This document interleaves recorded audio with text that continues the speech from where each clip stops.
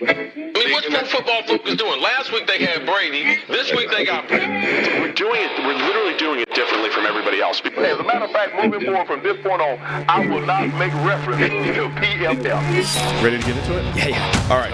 We're going team by team. I would be very careful about slinging stuff. Am I going to get sued? You got legal on this? I like football season, all the things that go with it.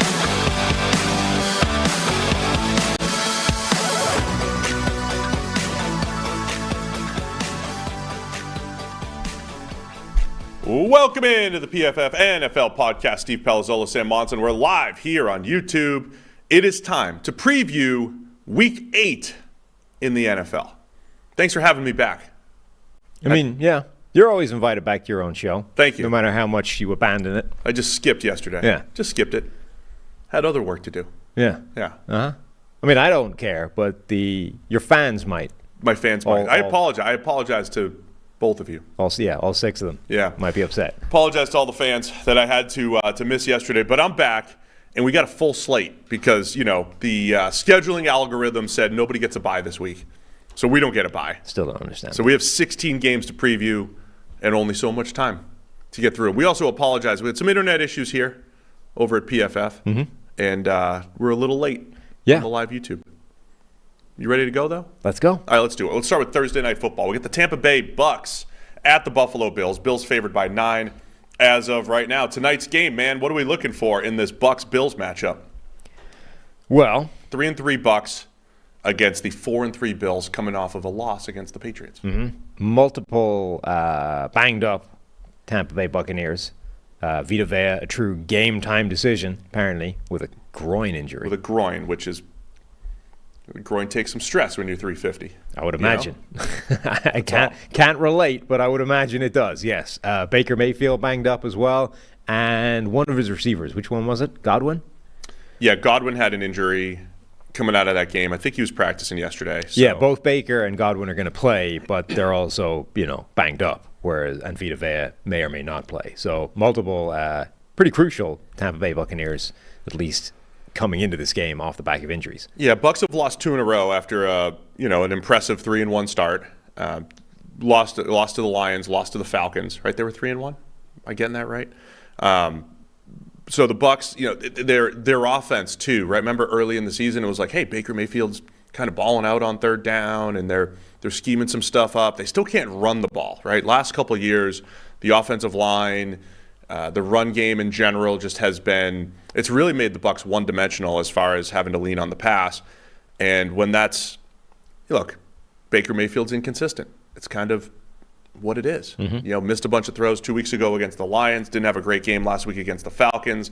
So this offense has they're just not putting up a ton of points. Defense is still tough. They're really tough in the red zone, stop the run, and – make life difficult for opposing quarterbacks. I think Todd Bowles doing a good job on that side of the ball. But, yeah, I think the Bucs, some of their perceived talent deficiencies that we thought coming into the season have kind of caught up to them these last couple of weeks.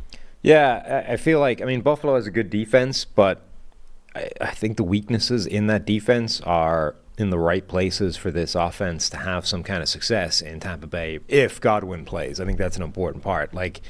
It is strangely, it's much weaker now in the middle of the field than it used to be when Matt Milano was out there and, they were at full strength. I think the injuries that they've had have taken a hammer blow to what is normally the strength of this defense. So if Baker's playing, if Godwin's playing, if they're both healthy, I think Tampa Bay can actually move the ball and have some joy on that side. And then obviously the other side is all down to what version of Josh Allen are we getting?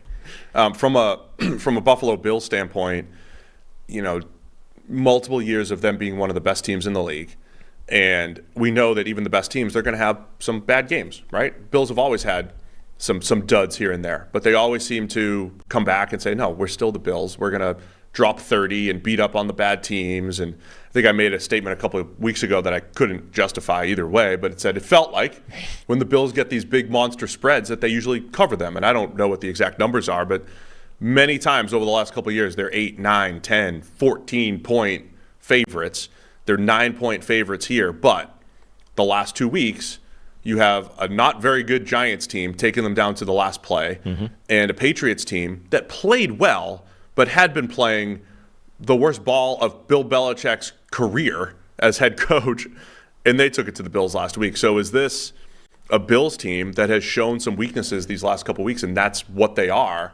Or are they that team that we thought was one of the best in the league? Well, I think the defense is now looking like it might be a lot weaker than it was before, like an injury to Matt Milano, I think has been a really big, significant thing for them. You know, they were already dealing with losing Tremaine Edmonds in the offseason.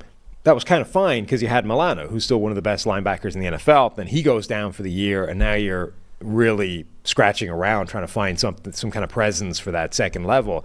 But the offense, it shouldn't be hitting these kind of funks. Like Josh Allen this year has 2 game grades of 91 plus, right?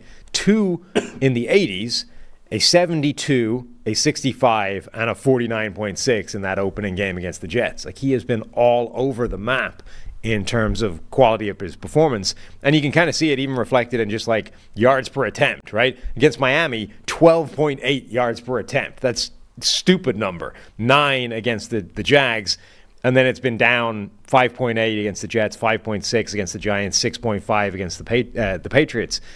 Again, like the wild range of outcomes for Josh Allen this season has been crazy when you consider that like he hasn't been dealing with this crazy fluctuation of supporting cast. Like, it's not like receivers have been in and out of the lineup, offensive linemen have been in and out. Like, everything around him has been different. Everything, he's dealt with a pretty solid constant. It's just him. Yeah. I mean, the one thing that they will have to deal with, Dawson Knox hurt, Dalton Kincaid, the first-round rookie, will take his place at tight end. But you're right. I mean, you have Gabe Davis, and of course. And Kincaid's been out as well with a concussion previously. Like, it's not like it's been a complete constant. But generally speaking, the important parts have been there and haven't changed that much. Yeah. So I'm still buying the Bills. You know, I don't know when to overreact. I mean, you've made the point too.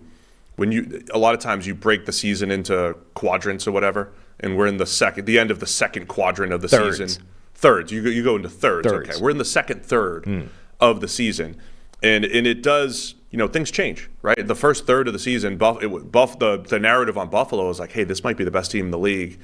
Josh Allen threw the ball to the defense a couple times. That's the only reason why they lost. Now they're playing down to their competition a couple times. Is that the injury thing? Is that the league, adjusting to the Bills a little bit? They're not as dominant as they were before. I'm going to give them another week, though, to say Buffalo's still a dominant team. They're angry coming off a couple subpar performances. They're angry. And the good Bills team that you described, the Josh Allen averages 12 yards per attempt against Miami, that's always possible. I'm not saying that's the reason that they win here, but Bucs offense is struggling. Bills still have their playmakers and ability to cover 9 points. So I'll take the Bills, even though that's a huge number. It is. And look, so against a very competitive Bucs team. All of their games have been pretty close except the Eagles. They've got 3 big wins, right? They beat the Raiders handily, they beat Washington handily, and then the real signature game was that game against Miami, which is really their only truly impressive win of this season, where against a good team, they stomped them, won on both sides of the ball, and put up a ton of points. Like, everything was good about Buffalo in that game. But outside of that, I mean, they lost to Jacksonville in London. The other 2 wins were against teams that aren't nearly as impressive. So even though they won as handily, it just doesn't resonate the same. And they lost to the Jets, lost to the Patriots, and barely crawled over the line against the Giants. Like, we're basically looking at this team who's 4-3 and saying they have one impressive win. Wow.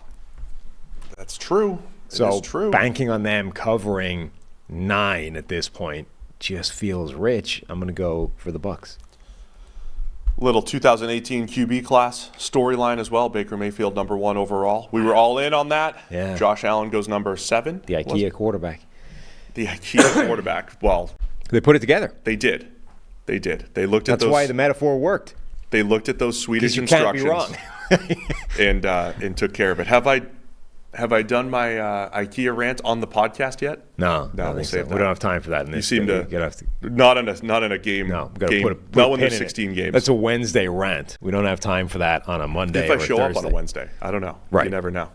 Well, fall's all about back to school and back to routine checklist, and the most important task on that list, which should be securing your family's financial future, starting with life insurance. Fabric by Gerber Life makes it quick, easy, and affordable to protect your family so you can get back to enjoying life. Fabric was designed by parents for parents to help you get a high-quality, surprisingly affordable term life insurance policy in less than 10 minutes. Fabric has flexible policies that fit your family and your budget, like $1 million in coverage for less than $1 a day. So get your personalized quote in just minutes and then apply when it's convenient for you. It's all online and on your schedule. You can go from start to covered in less than 10 minutes with no health exam required. So join the thousands of parents who trust Fabric to protect their family. Apply today in just minutes at meetfabric.com/PFFNFL. That's meetfabric.com/PFFNFL. meetfabric.com/PFFNFL. Policies issued by Western Southern Life Insurance Company, not available in certain states. Prices subject to underwriting and health questions. All right, Sam, we got the Discord game of the week. How's the Discord game of the week work? In the Discord, there is a channel that people can pick the games, essentially just pick who's going to win this given week, and the votes are tallied all the way through the week. And then when we put together this document, I basically look at which the closest game is going to be. Now, there were a few contenders this week, and I'm wondering if it's still the same as when I put it in the document. I think it is. But basically, it's the closest game according to the Discord voters. You will find the Discord channel link in the description of this show. So come hang out, come join the conversation, and be part of the picking of the games. But the New Orleans Saints at the Indianapolis Colts was the closest game of this week in the Discord. Yeah, because it's a 1-point spread here. Yeah. Saints favored by 1. Saints coming off of a rough Thursday night loss that they still were in at the end. Saints Jags last week, and then the Colts coming off their heartbreaking loss to the Cleveland Browns. Gardner Minshew coming out of that game with 13 yards per attempt, but several turnover-worthy plays for the second straight week. I mean, to me, that's the story here. Gardner Minshew, who I thought, I think is a good, solid backup. And here's a stat for you. Gardner Minshew is leading the league in turnover-worthy plays. Already? Yes. Wow. He started 2 games. He's played in 6. Right. He started 3 games, right? Yes, 3 games. 3 starts in 2 extensive relief appearances. He's played in all 6, though. Almost all. Oh, sorry, no. Yeah, almost all the turnover-worthy plays. In fact, all of the turnover-worthy plays have come in his 3 starts. He hasn't had a turnover-worthy play in a game he didn't start. So he is 30th in dropbacks and number 1 in turnover-worthy plays. That's actually wild. I'm going to check his career because he has 15 turnover-worthy plays. I don't think he had that his rookie season. No, he had 19 his rookie season as a pretty much full-time starter. But his career turnover-worthy play rate is 3.8%. It's at 8% this year. 15 of Minshew's 51 career turnover-worthy plays have come this season. In 3 games? In 3 games. That is so it's kind of a trend right now, but not one that you should buy into, I need right? to actually run, what is the turnover-worthy play rate just of the started games? Because that's what we're dealing with here. Well, it was 6% in week 3, 11% in week 6, and 15% last week, 14.7%. It's of dropbacks, right? Not of turnover-worthy play. Of dropbacks, yeah, because you have fumbles and sacks in there and everything. Oh, this is going to require some math. Yeah. Give me a moment. Well, I think we painted the picture. Gardner Minshew needs to get better care of the ball. And again, this is what makes football so crazy. Yeah, over 10.7% turnover-worthy play rate. 7% turnover-worthy So that's a play bunch rate. of fumbles. And look, this is what makes football challenging to predict, because you would say, well, the Colts put a ton of points on the board last week despite this. And even against the Jags, they put some points on the board. They kind of got blown out and they made a bit of a comeback at the end. But so I think if Minshew takes care of the ball, he's pretty good at throwing it around. Like, it's kind of like the Sam Howell thing. As long as Sam Howell doesn't get tackled behind the line of scrimmage, called a sack, he can throw it okay. So I think Minshew is unlikely to keep up this ridiculous pace, although the Saints defense does make things challenging. 10.7% is the worst turnover-worthy play rate I've found dating back to 2016, which is when you stopped talking and I had to start responding myself. You should just go right to John Skelton's page. I don't know what, Yeah, let me search John Skelton and see if he had something. But 10.7 is abysmally catastrophic. I mean, Taylor Heineke had the worst turnover-worthy play rate in the NFL last season at 6-point-something. 10-point-something is absolutely unheard of bad. And not really... I mean, Minshew's always been a little bit on that Jameis Winston spectrum of capable of some Minshew magic, but also some, oh my God, what was that type of play? He's just been plumbing the depths this year of absolute madness. Even Skelton's worst was 6.7%. There you go. You see, this is what I'm telling you. This is unbelievably terrible. Yeah, it is. Now, on the other hand, the Saints offense, I don't know what. I'm out on predicting their breakout, which will probably happen this week. I mean, last week, it was just, it feels like, Derek Carr is checking down to Alvin Kamara, or when they go downfield, it's a prayer. It is ill-timed. It is maybe one-on-one coverage, but the Carr and the receiver, the timing, the actual route, there is just no consistency there. And again, for my 5th straight week, I will highlight that the Saints have been terrible in the red zone, highlighted by Carr being pretty bad in the red zone. Yeah, I think I said this on one of the many shows that you didn't show up to. But remember when I made some sort of forced metaphor that Raiders fans took extremely badly, that was sort of like, nice. Derek Carr doesn't really know what he's doing, And it feels like he sort of knows that he's supposed to take a deep shot every now and again, so he'll take one. But it's not like determined by what he's looking at or the coverage, or it's just like I'm due a deep shot, so let's chuck it up, right? It was like that James Franklin quote. Just doesn't matter what the thing, what I'm looking at, we're just chucking it deep today. I don't know why this happens to Derek Carr, but I do know that he's done it before. Like, this is multiple occasions with the Raiders, and now it's happening again with the Saints, where his play does not seem connected with anything else. It's not in tune with what the defense is showing him. It's not in tune with what he's working with in terms of supporting cast from receivers. It just sort of feels disconnected and random. And this idea of, Mitchell Schwartz described Russell Wilson once as a quarterback that was like cosplaying as a quarterback, And he's sort of doing the things that he knows quarterbacks are supposed to do, but somehow it doesn't quite work, and it's like it's obviously fake.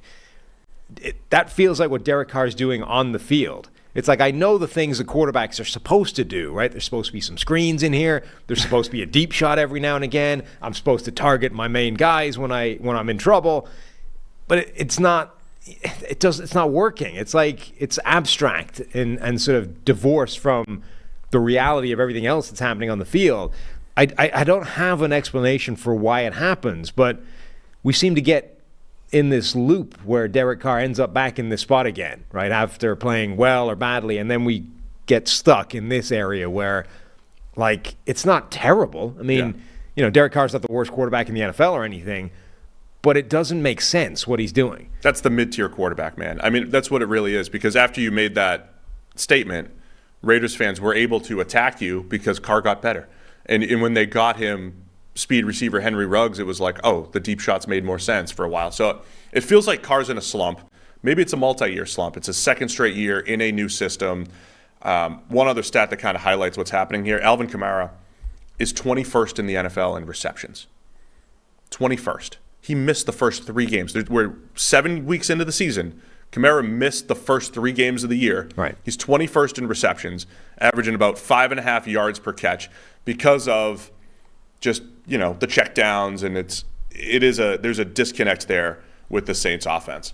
But there's a lot of potential there. It's just tough to put your finger on where that disconnect is. Very quickly, since you were previously talking, I went through the entire list, and I have the previous worst mark for a turnover-worthy play rate over a season. I will guarantee you cannot tell me who it is.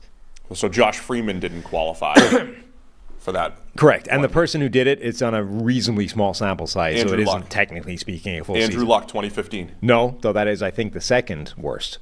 Remember that? Speaking of slumps. That's 7-point-something%. That was inexplicable. Yes. Except they claimed he was playing hurt. Okay, right. Who is it? Kurt Warner has the worst turnover-worthy play rate over a season. 06? Yes. 16 turnover-worthy plays in 167 dropbacks. For a Hall of Fame quarterback. Sorry, 184 dropbacks. Warner had incredible bad stretches of play for a Hall of Fame quarterback, and then incredibly high-level play as well. But that was 6 games at the ass end of his career. Over a full 16, no, 16 he played or 17. 3 more years after that. Yeah, but that's still the ass end of his career. Anyway, over a 16 or 17 game stretch, if Minshew kept up this rate, it would be by far and away the worst turnover-worthy player we've ever seen. All right, man, we get the Saints favored by 1 in Indianapolis. Where are you going with this one? Probably. Yeah, exactly. That's why it's the Discord game of the week makes you say, ugh. Yeah, because, it's difficult to pick. Probably the Saints. I'll take Indy getting 1.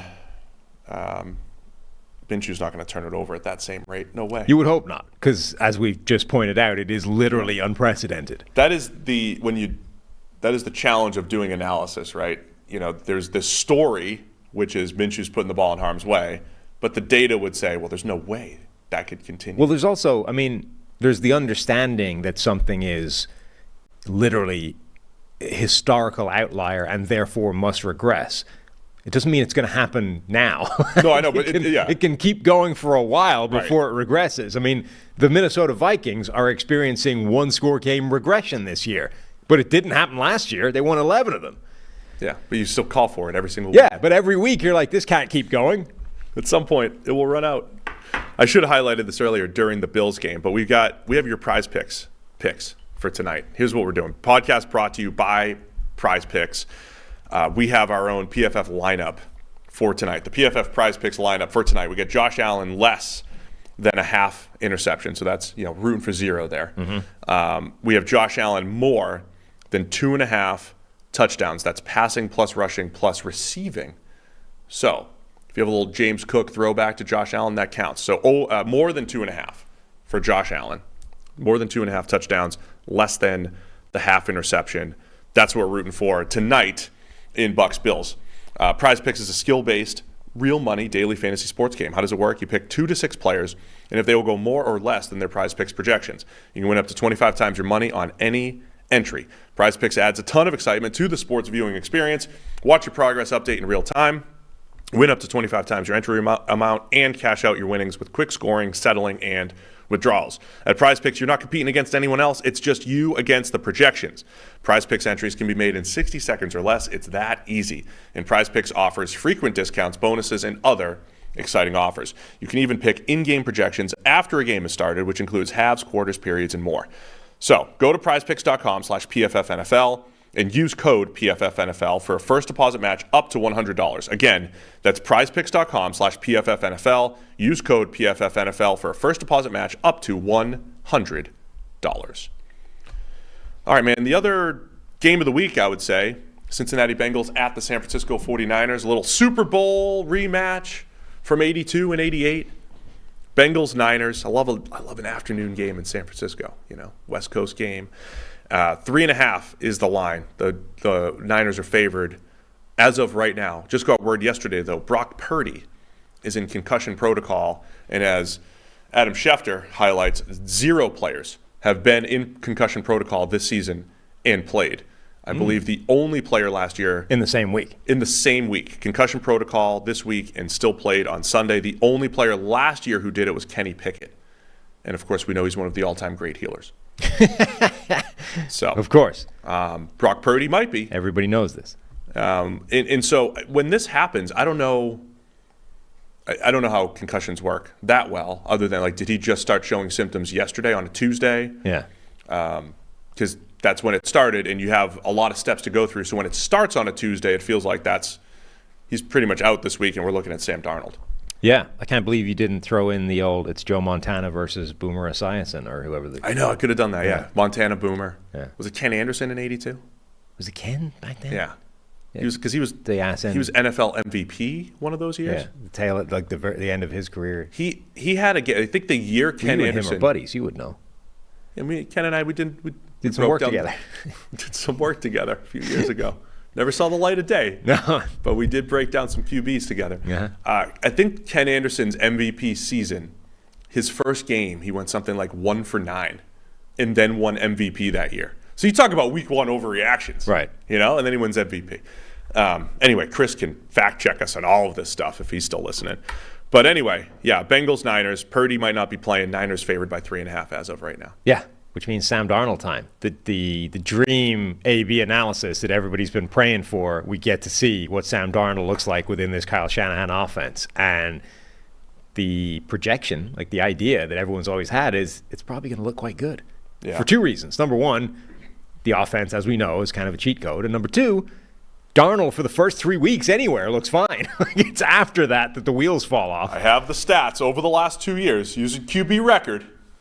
In his first 3 starts of the season. Last year it started in week 12. In Darnold's first 3 starts, he's 5-1 over the last 2 years. Using QB record. I don't know if you listened. The stats matched up. You didn't listen to the shows this week when you weren't on? I was unable to because I was working. But myself and Trev, we have now moved beyond not just QB wins, but wins. We are now in a post-win society. Wins don't matter. Wins don't matter anymore. Nice. We have adjusted the outcome to just the better team, right? So it doesn't matter who wins or loses. The score is irrelevant. Who's the better team? So who was better by whatever your applied metrics are. So I don't care about your QB wins. I don't even care about your wins. This is just who was better. Okay. I'll still finish the stat, though, because it's fun. Okay. 5-1 is what you're saying? 5-1 in his first 3 games over the last 2 years. I think it's 3-9 or 3-8 otherwise. Yeah. I mean, in all other games. And it's the stats match that as well. Yeah. The performance kind of matches that as well. I'm excited to see it just because I think it's a fascinating data point, right? It doesn't necessarily mean anything. It won't be conclusive. It's a 1-game sample size, whatever. But I am very intrigued to see Sam Darnold within this offense. I also think, not using this as an opportunity to dunk on Brock Purdy, because I still think he's a great fit for this offense and a fascinating combination. It is, however, objectively funny that the Vegas line basically isn't moving when he's not in the lineup. We know that if, Mahomes or Josh Allen or whoever is not in the lineup, the line is going to swing like 7 points. I don't think that's the actual number, though. 7 points? I mean, that's what it moved, right? When Aaron Rodgers went down, it moved 7 points. I don't think it was that much. I think it was. We have these estimates on PFF.com. We have Mahomes at 7.5 and Josh Allen at 6.5. I think there was an Purdy at 2.5. I think there was an AB move within Aaron Rodgers the last year where we literally watched the line move 7 points. The problem with a lot of those, though, is the quality of the backup. The perceived quality of the backup does matter. It's not in a vacuum. Anyway. Our numbers have in a vacuum Purdy's worth 2.5. Yes. The point being, compared to a Mahomes 7.5. These other guys, the elite quarterbacks, Josh Allen, Patrick Mahomes, Aaron Rodgers, the guys that we know are the offense, it's going to move like 7 points when they're not playing. Brock Purdy is not playing, and the line looks like it might be moving a point. That's just not. That's funny. It's objectively funny. Whether or not you think Brock Purdy is the next Tom Brady, whether or not you think he's a bum, it's funny. Let's put it out there, and let's all agree that is quite a funny data point. Let's all have a chuckle. Yeah. Ha-ha. Now that we've had our chuckle, we can get back to the game. Some game analysis here. Yeah. I mean, it's a shame. You know that these videos they get chopped up. Yeah. Right? And somewhere, someone tuned in to Bengals 49ers preview. Uh-huh. Half of those people are probably 49ers fans. Right. And they didn't share your chuckle. Well, they have to appreciate that that's funny, whether or not you think Brock Purdy's great. I do think it's unfortunate that we're not going to get to see how he bounces back from that kind of game. My analysis coming out of the Monday night game, of course, Purdy, 2 interceptions in the fourth quarter, in comeback attempts. And I was like, this is kind of the same game he's played all year. Yeah. The difference is the interceptions became interceptions. The bad passes got caught, and they happen to be in the fourth quarter in comeback attempts. Yeah, and to be consistent, I've said this for a couple of quarterbacks this season, but outside of the terrible mistakes, he didn't play badly. This wasn't a walking disaster game. Brock Purdy in that game was significantly better than Josh Allen in the first game against the Jets. So it was just that when he made a mistake, it was a catastrophic mistake, and at some point when you make more than one of those, the game is bad, no matter how well you played in between them. So my other big question here, though, is the Bengals coming off a bye, Joe Burrow starting to look healthier and healthier. I'm still of the mind that this Bengals offense is going to look good and explosive like they did the last couple years.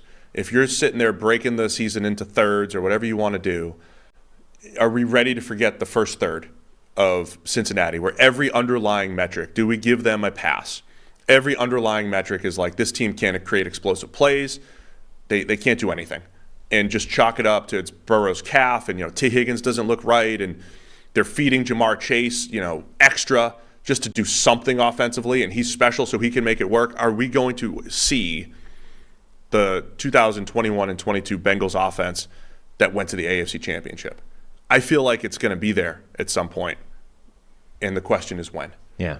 And the Niners defense is coming off of getting absolutely gashed by a Justin Jefferson-less Minnesota Vikings team. Mm-hmm. Kirk Cousins balled out, but the Vikings offense generally, middle of the field, man, they were attacking the middle of the field where you could say best linebacker, Fred Warner, great safeties. Like the Niners have players, and Minnesota was attacking schematically the middle of that Niners defense and exploiting them for a game. So it's a lot to like in this matchup here this week. Yeah, and it's a massively high leverage game for the Bengals. I mean, we said this on yesterday's show. When you look at what's at stake for them in terms of their playoff chances and the schedule that they have upcoming, this is a really important game for them. And, okay, the 49ers have stumbled, a couple of losses that they weren't expected to take, but it's still a step up in competition from what the Bengals have beaten on their little mini revival, right? They've won 3 of the last 4.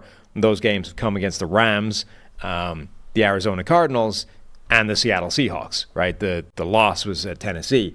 None of those teams have the kind of defense that the 49ers can bring to the table to test this Joe Burrow healthy new offense / return to the old offense. Does that still hold true going against the 49ers? So it's a great matchup. Both teams have been in their conference championship game each of the last 2 years. Both teams lost in the conference championship last year. We were robbed of the Super Bowl rematch the last couple seasons. So Niners, as of right now, favored by 3.5. Where are you going with this one? I'm going to go with the 49ers, I think. I have concerns about whether this Bengals revival still continues against a much better team, a much better defense. I'm going to take the Bengals. I'm going to take a little recency bias. The Niners getting gashed. I'm going against the Sam Darnold first 3 games trend here. Give me the Bengals to cover as underdogs here.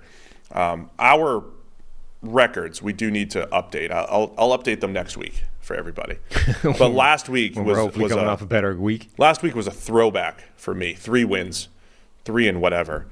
You only had 5. Harry had 7 last week. Now Harry, there's sometimes we don't get the picks in time, and we're like halfway through the 1:00 games, and I'm like, Harry, what would you have picked? And sometimes he tells the truth. He's like, Daddy, I would have taken the Lions as they're getting whooped. Yeah. And then other times he's sly. He's like, I'll take the Giants. Giants are looking good. I mean, I'll take the Giants. I would have taken the Giants. So maybe Harry cheated a little bit, but he whooped us last week. So that's not great. It's not great at all. Harry's 8, by the way, for those just tuning in. So we'll get you our pick updates next week. I'll tell you this: I'm not nearly as bad as last year. I might have more wins. Which week? We'll have a poll. Which week do I match last year's win total? Probably be by week 13 or 14. I think we'll get there.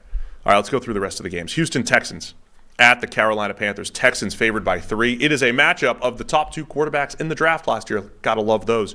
C.J. Stroud and Bryce Young. You and I did a little breakdown with Rick Spielman this week that'll be out talking about the Panthers and where they can go. And, you're not an overreact guy. How many times, here's one for you, Elias. How many times is number 1 versus number 2 played during a rookie season? I only remember Mariota versus Winston. Opening week. Ryan Leaf and Manning did it too. In 98, did they? Leaf won. I mean, not everything coming out of 98 pointed toward Leaf, but Leaf started 2-0. Right. Manning started 0-2. Right. Are you saying the Leaf also beat Manning head-to-head? Yes. Manning led the league in interceptions. Now, that wasn't – I hate when that stat is cited because Peyton Manning was good as a rookie. Right. I don't care about the stat. He was good as a rookie. He just also happened to throw a ton of picks. Yeah. But there was a lot of stuff that year where it's like, did the Colts get it? Like after 2 weeks, did the Colts get it wrong? Ryan Leaf looking good. I think it might have been it was right at the start as well. It might have been week 2 where they played. Maybe. But I mean, the wheels kind of fell off at one point. No, it was week 5. So week 5. So Ryan Leaf started 2-0 and beat Peyton. Yes. Head to head, right? And then the wheels kind of fell off. Yeah. Well, so the wheels had fallen off. Week 3 was a disaster for Yes. Leaf, wasn't it? So week 3 was the week where he had a complete and total train wreck against the Kansas City Chiefs, had one of the worst box score performances ever, and that was when he ripped into the reporter and his career was sort of spiraling from that point on. Yeah, he went 1 for 15 for 4 yards with 2 interceptions in that game. Wow. And that's when he tore into the reporter and did the fake apology thing. So his career was already on the skids at that point. But he still beat Peyton Manning. Yes, week but 5. 3 weeks later, he did beat Peyton Manning. What? Why Colts is this? Did the Colts win? According to this box score, was I convinced that the opposite was true? This entire thing has been wrong. Maybe the chat corrected you first. Did No, they catch I'm it? looking through old box scores. Walt was 50 at that time. He remembers. Yeah. I wish I you was didn't. 1,000,000% convinced that the Chargers won that game. No. Well, you were wrong. Yeah. All I know is they started 2-0 and then things fell off. I wish you didn't bring all that misinformation to the No, I mean that would have been a bad tangent to have, even if it was true. And it turns out now that it's false, it's just a total waste of everybody's time for 3 minutes. I will throw back to the Mariota-Winston game, though. They played week 1, and Marcus Mariota threw 4 touchdowns. They were all wide open in the flat. Right. And people were like, this is it, Mariota. Look how much better he is than Jameis Winston. And then they both ended up probably ranking it around the same. When you were ranking quarterbacks over the next 4 or 5 years, Mariota and Winston were attached at the hip in QB rankings, right? They did it differently, but they were pretty close, mid-tier type of quarterbacks with completely different styles. So, as always, let's not overreact to everything. But early returns on C.J. Stroud, much more positive than what we're seeing from Bryce Young. I also think, the situations are different. Yeah. So Tank Dell probably coming back this week. That's important for Houston.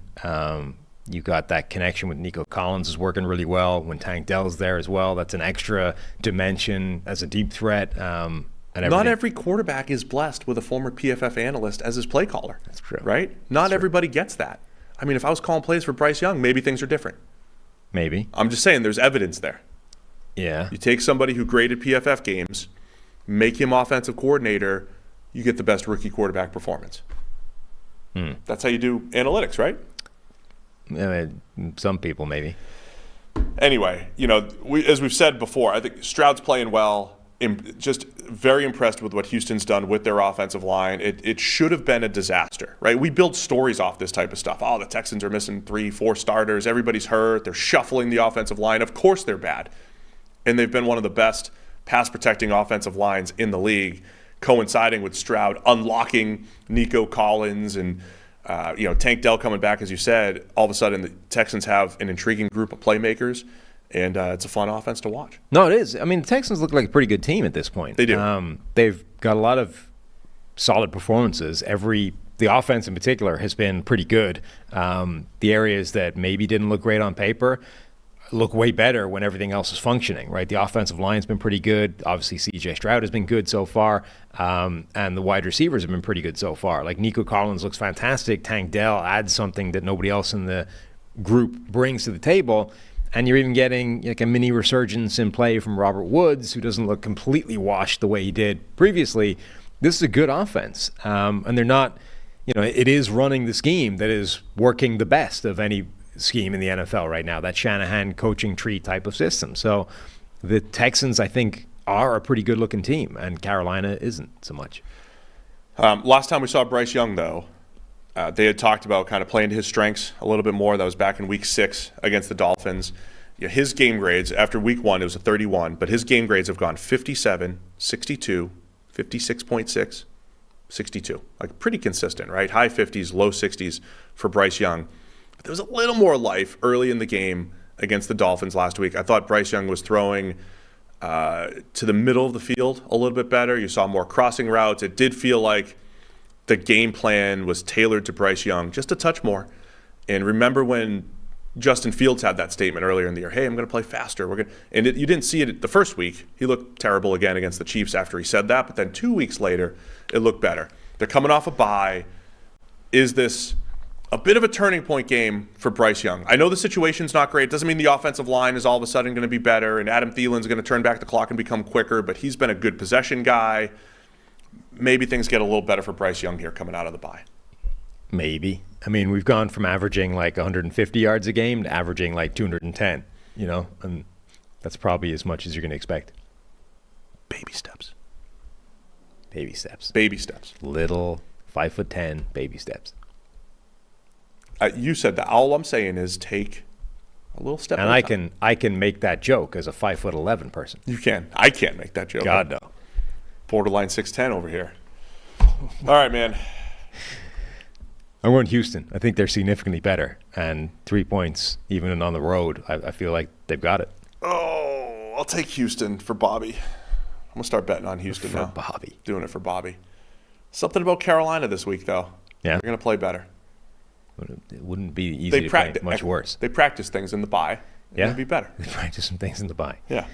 Yeah, I'll take Houston to cover the Panthers. Somebody said I wasn't clear in my Lions-Ravens pick last week. It was obviously the Ravens. I picked the Ravens last week. It was Detroit. It was Detroit, though, just so you know. All right, let's go Minnesota Vikings at the Green Bay Packers. Vikings favored by 1 here in Green Bay. Two teams kind of going in different directions here. Yeah, the resurgent Minnesota Vikings. 3-4 in one-score games now. They only play one-score games. Heading right back to the mean. They are. Coming off a really good Monday night win. It was impressive. Look, Cousins got away with that one pass before the half that turned into a 60-yard touchdown. That was certainly lucky. Beyond that, though, like I said earlier, I mean, they attacked the middle of the field like crazy. Cousins made a ton of plays under pressure, in tight pockets, even broke free from a sack in the fourth quarter, making big plays. Cousins in the passing attack looked great, and their defense has they've taken baby steps of their own since starting slow. Yeah, and I think it was also important that they didn't go away from Jordan Addison after that early interception, because that was bad from Addison. I mean, he got beaten start to finish on that play. He got owned at the line, got jammed, and then couldn't fight his way through the contact and get in front of his DB, which kind of hung his quarterback out to dry. Now, you can make the point that Cousins needs to see that and not throw the ball, but a lot of times quarterbacks basically throw the slant with full trust on the receiver. And the worst thing the receiver can do is violate that trust by not at least getting in front of the guy and making sure that it's not dangerous. It's just bad, right? Addison didn't do that. The ball gets picked off. It's like the worst thing he can do on that play. And instead of going, well, I can't have trust in Jordan Addison anymore. I got to go, it's time to feed KJ Osborne. He wouldn't have screwed me. Yeah. He goes back to him and he keeps feeding him, and actually Addison ends up bailing him out and making a huge play for that touchdown. But the important part is, like, he's clearly the best receiver they have at this point. Like, KJ Osborne is limited. He stays in the role that KJ Osborne has. Addison is the guy they need to lean on now in a post Justin Jefferson world until he comes back. So I think it was a really important part of that game that they kept going back to Jordan Addison and sort of made sure to lean on effectively their best playmaker. Yeah, I mean, that's the type of play when you're scouting. You write down, can't beat press. Right. You can be out physicaled. And then all of a sudden, again, before the half, the ball should have been picked off by the same guy, Charvarius Ward, who's a very physical corner with length, and Addison wins at the catch point. That was impressive, because that's not supposed to be Addison's game at all. He is a good route runner, and when he does get off press, he can get open. So the Vikings having some answers without Justin Jefferson, I think, is impressive. And then on the other side, you've got Jordan Love, and again, when you're facing the Vikings, you're going to face a lot of blitzes.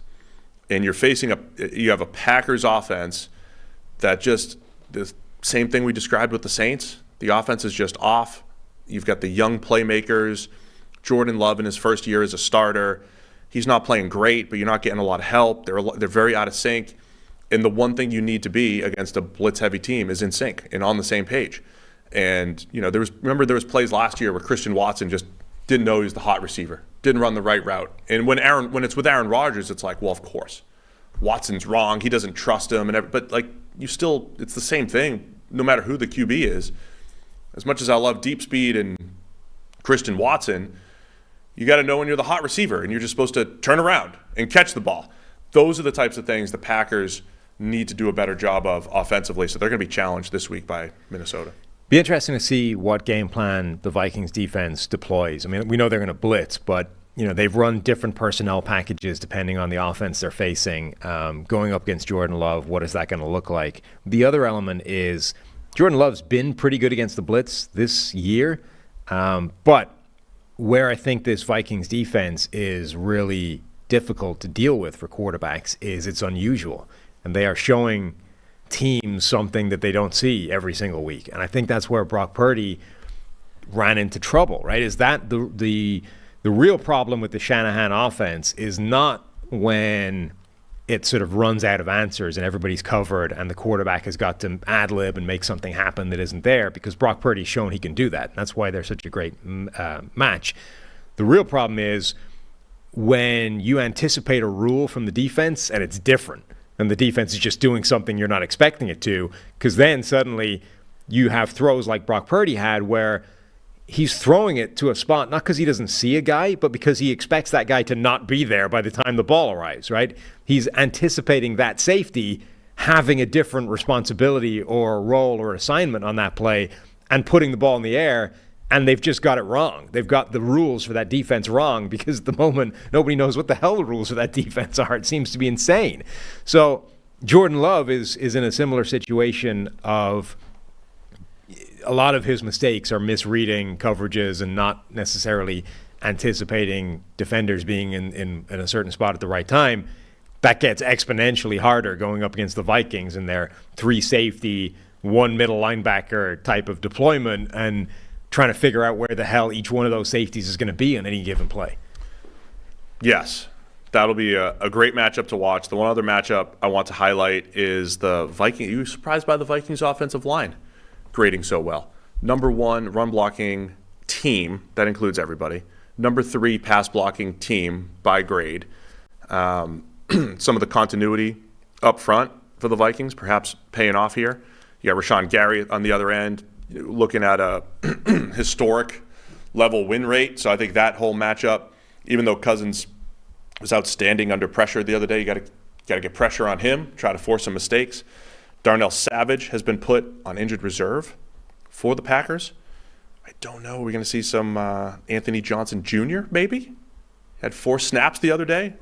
Remember the 7th rounder that Chris loved during draft season? So the Packers have some things to figure out. They're going to need guys like Rashawn Gary to continue to play at the level he's played at. Yeah, Gary's been as good as any edge rusher in the NFL, albeit on a smaller sample size, because they've been easing him back from injury, which probably helps you perform at that kind of level, right? Like, I suspect if most elite pass rushers had their workload scaled back by 50%, they would all play slightly better, just because you're not wasting energy on certain plays where you're not able to have an impact. Unfortunately, we don't get to see Gary versus Darisaw, which I think would be an amazing one-on-one matchup. Is he definitely out? No, it's not that. It's that just he the plays other side of the line. But we are going to get to see Gary versus Brian O'Neill, which is pretty good matchup in and of itself, but one that I would say does favor Gary a bit. Did you guys, on the review show, did you touch on the TJ Hawkinson injury faking thing? No. Okay. That was Joe Buck just misspoke and then corrected it, and some people ran with it. That was stupid. Yeah. Did you see all that? I saw that, they basically accused him of telling him to fake an injury. We just caught Kevin O'Connell. Right. You didn't catch anything. I mean, Joe Buck does have a tendency to get quite out of, what's the term, out of pocket when it comes to describing Vikings games randomly. Like, he was the guy on the call for Randy Moss mooning the crowd back in 2004 that effectively got Moss ran out of Minnesota. It's like, okay, you can probably dial it back a little bit there, Joe. I did my best to try to add context. Everybody's like, what? The Vikings are cheating? Like, no. The guy that's hurt, they wanted him to, be hurt and not play hurt. Go down and be hurt so that they can get a substitution on rather than having to rush it. All right, where are you going with this one? It's Minnesota favored by 1 in Green Bay. Yeah. If I'm going to go with the Vikings. I think they're in better shape right now. And the Vikings are in sort of the opposite direction. Like, Cincinnati kind of need a win, because if they don't get one, their schedule is brutal for a while, and wins might be hard to come by. if the Vikings can get a win here, their schedule is like a cakewalk for a while. They could actually propel themselves right back into playoff contention quickly. Yeah, I told you I was higher on Minnesota coming into the season than I thought I would be, and then they start 0-3, and it's like, well, I feel like an idiot. But here they are, and look, Kirk Cousins deserves credit. He's continuing to produce, despite when he has offensive line issues, he still produces. When he has Justin Jefferson out, he's still producing. So, give Kirk. Everybody's saying his flowers now. I don't like that. Give this guy his flag. Everybody says this now every day.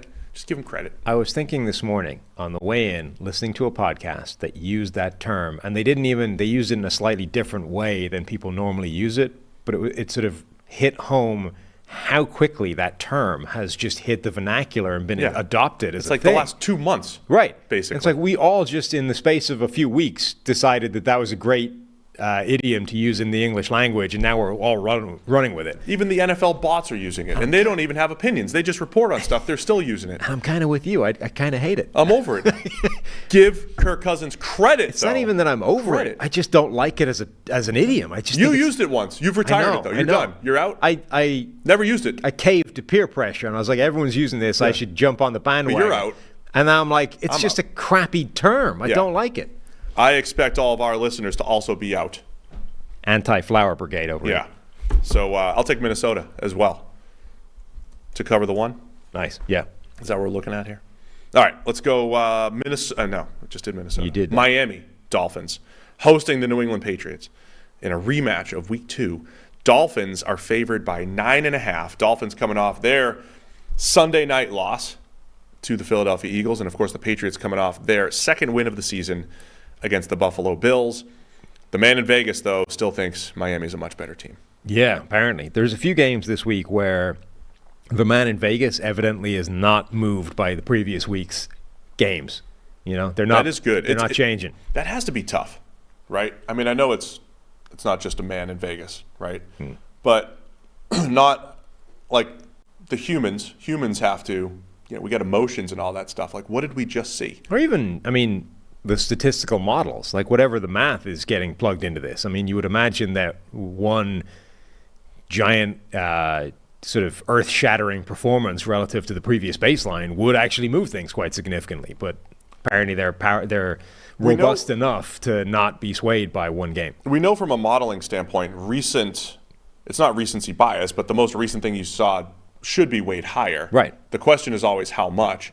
And, if this was Week 2 again, and we only had one game of data, and the Patriots were 1-0, beating the Bills, and the Dolphins were 0-1, losing to the Eagles, how would that, the line would be 3, right? It would be completely different. But we have way more information here. We also have New England was at home last week. Miami was on the road, outdoors, in an almost northeast city in Philadelphia. The mildly offensive fall Philadelphia weather. Yes. Completely derailed. We know that stuff has the Dolphins juggernaut. So Miami, they average like 900 points a game at home against New England. Even the best New England Patriots teams always struggled in Miami. Plus Miami, what's 5-0 against Bill Belichick? The Patriots can't beat the Dolphins.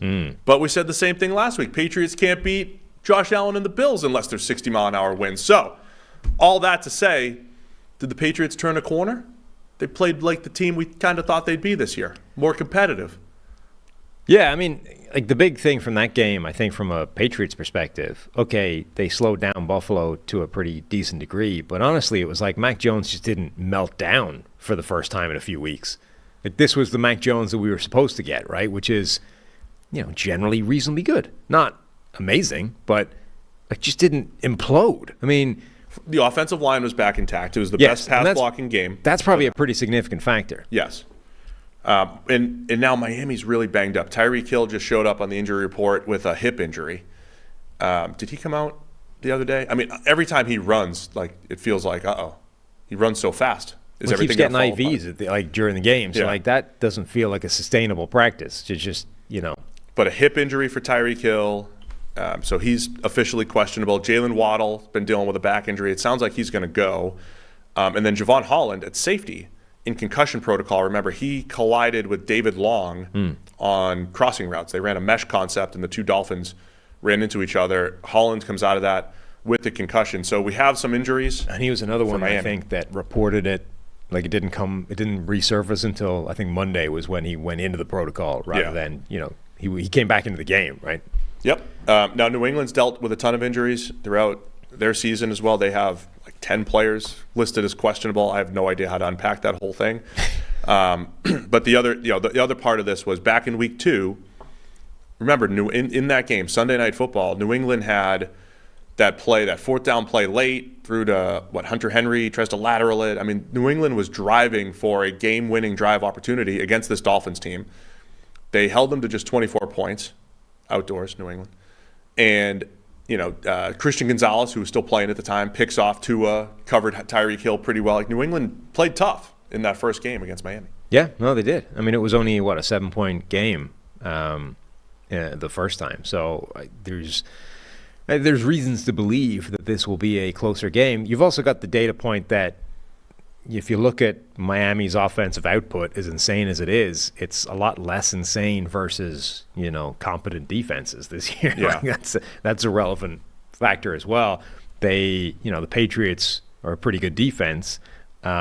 Buffalo was a pretty good defense before their injuries and still are pretty decent. That held them. And then Philadelphia, like the three best defenses they played, have had the most success and limited them to at least human levels of production.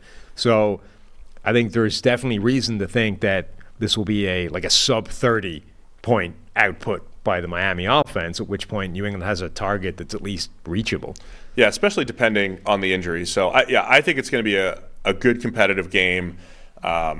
New England's defense has generally done pretty well against Miami. They just haven't been able to really score enough against Miami's defense. Miami having Jalen Phillips and Bradley Chubb coming off the edge. I don't know if the Patriots' offensive line will hold up as well this week as they did last week. So I think 9.5 is just rich, though. I like the Dolphins probably to win, but 9.5 feels like a lot. Yep, it's a lot of points.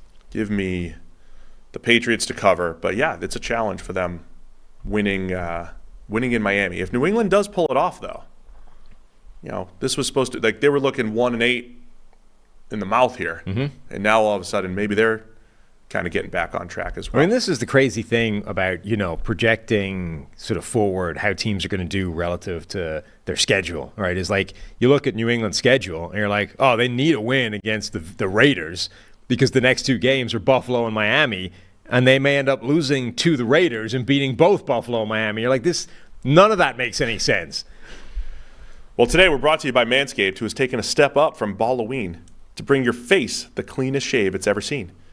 So this season, no need to toil and trouble. Manscaped's all-new Handyman is the best way to get rid of that stubble.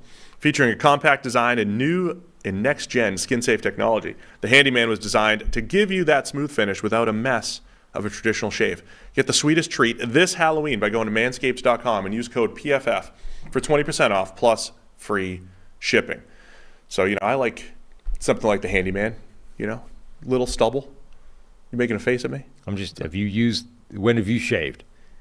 Once a week. I shave. That's all I need.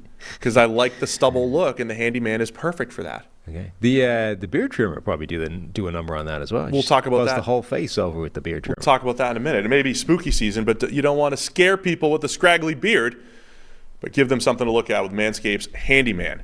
And then you tired of that bad razor making your neck look like a scary movie? With the Handyman skin-safe technology, you reduce those nicks and cuts, and you can finally feel confident when going for that close shave. For wet or dry use, feel free to bring this anywhere and everywhere. The compact design and airplane friendliness make this the perfect travel tool for on the go.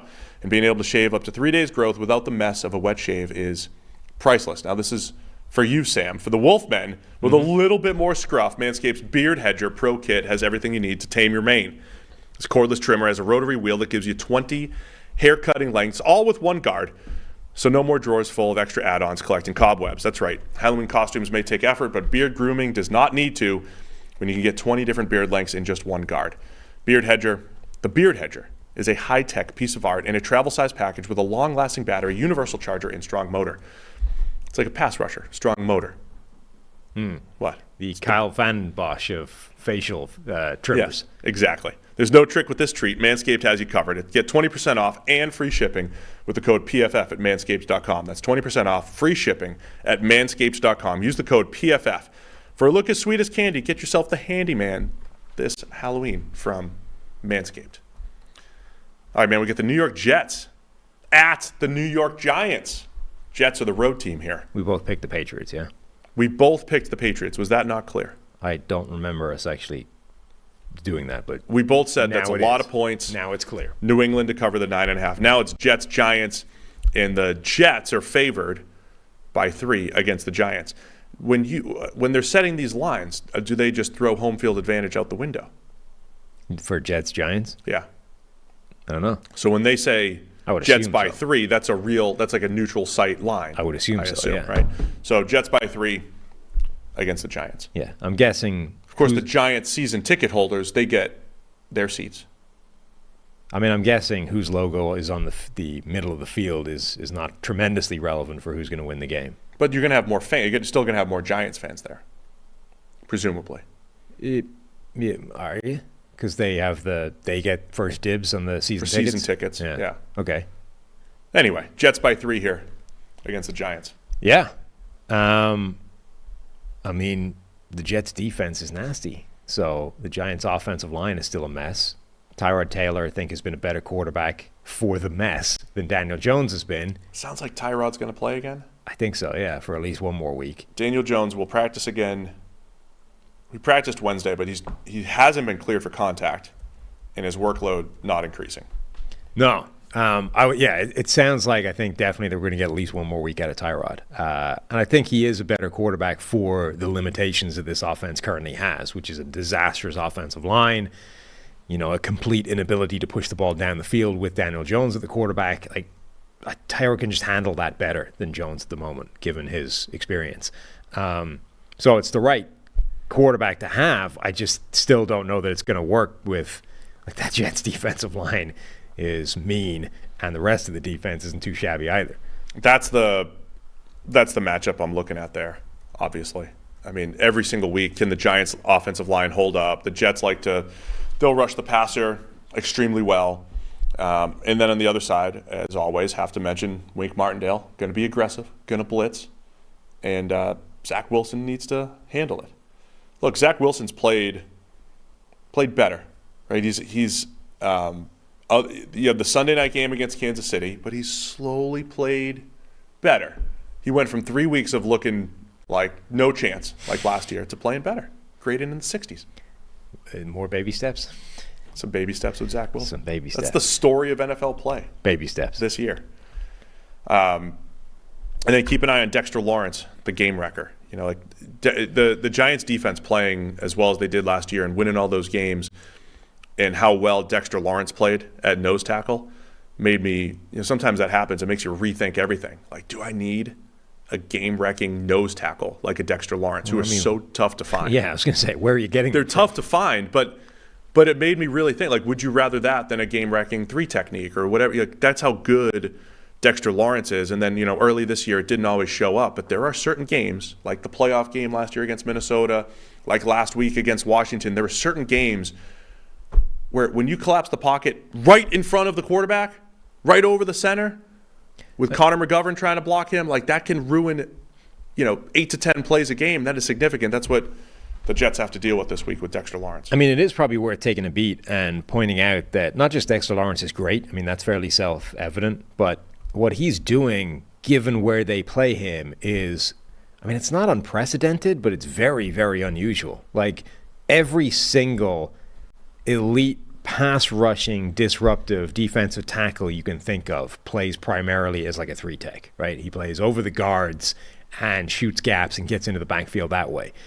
Lawrence doesn't. Lawrence spends most of his time lined up as a nose tackle over the center. And those guys, generally speaking, do not disrupt the quarterback that much. And when you start thinking about, go back over the last 10, 15 years, how many of those players can you think of that were real pass-rushing presences? There were a couple of years where Kenny Clark did that really well, and then he fell off as like a run defender, and they've kind of kicked him out to a 3-tech type of alignment anyway.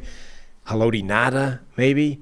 Marcel Darius had a couple for a of brief years. period, yeah. But there hasn't been a lot of those guys that have done it for any extended period of time. Even when you look at like a Vita Vea, who that's what he should be doing given the size and like that's his profile.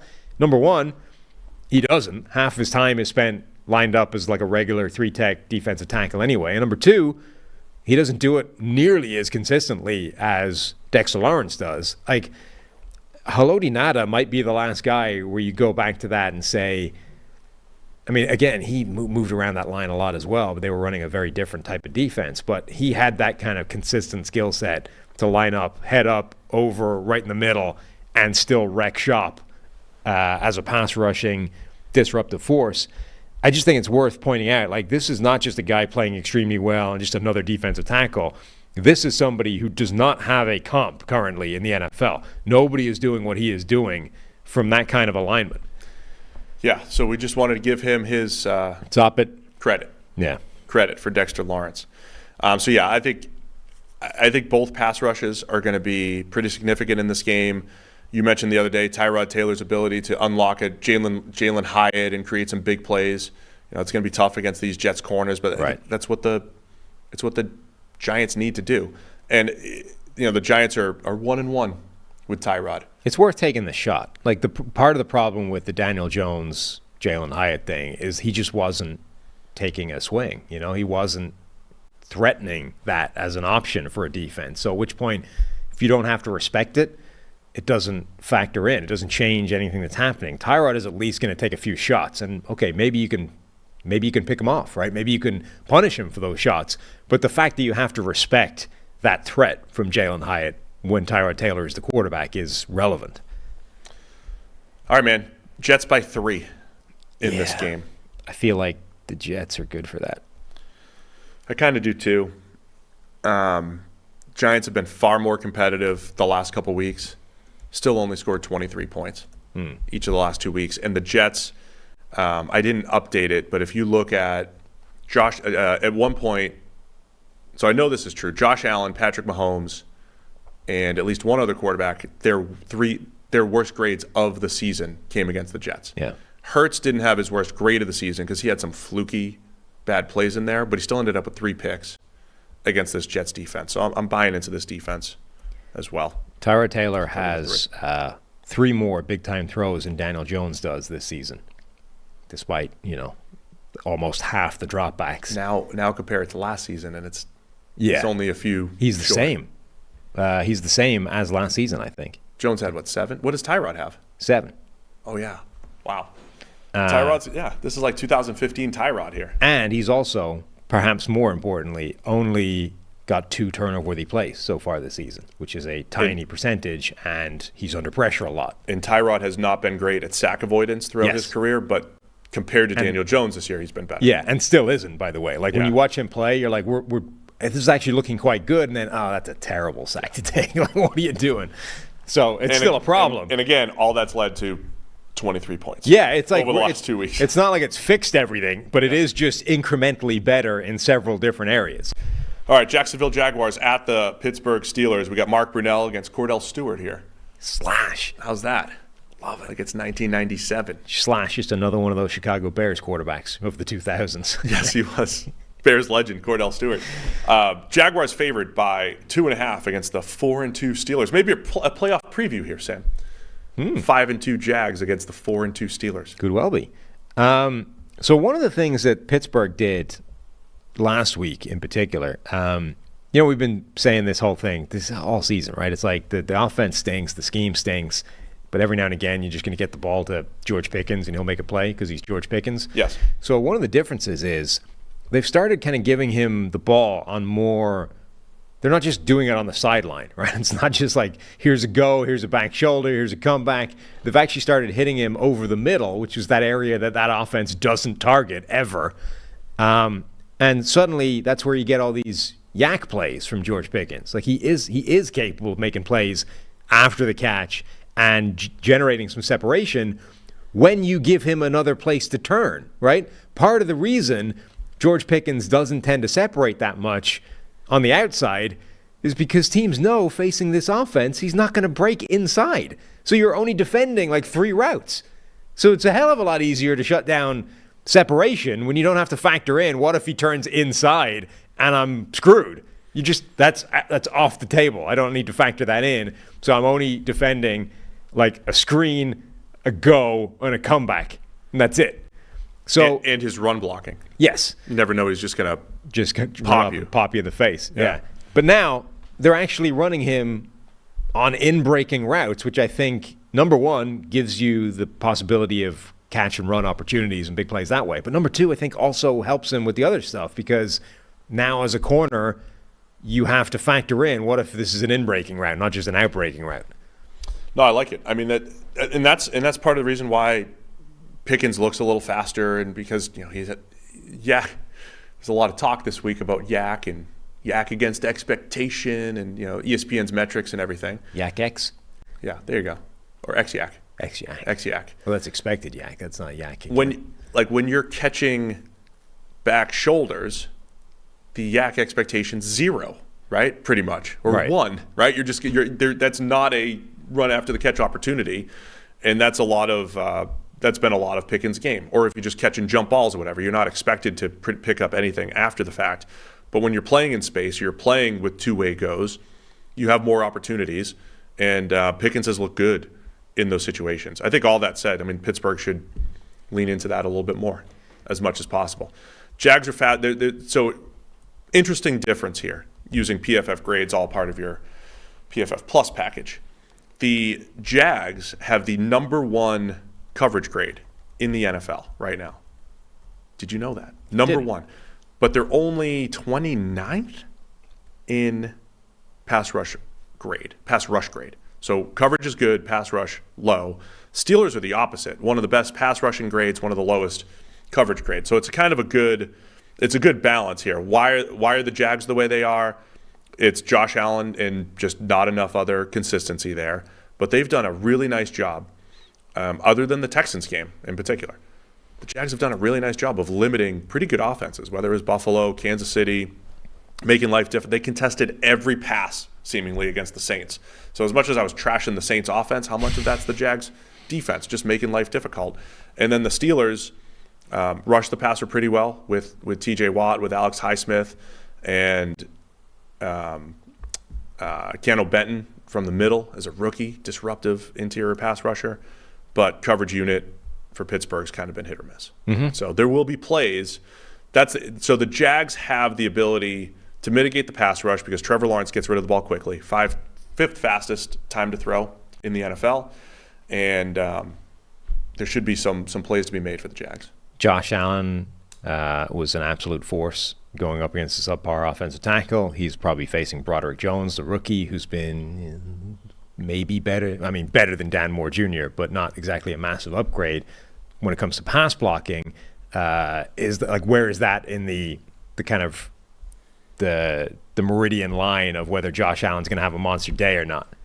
And on top of that, on the other side, it's TJ Watt against Anton Harrison. Is that right? Yeah, still there. The rookie.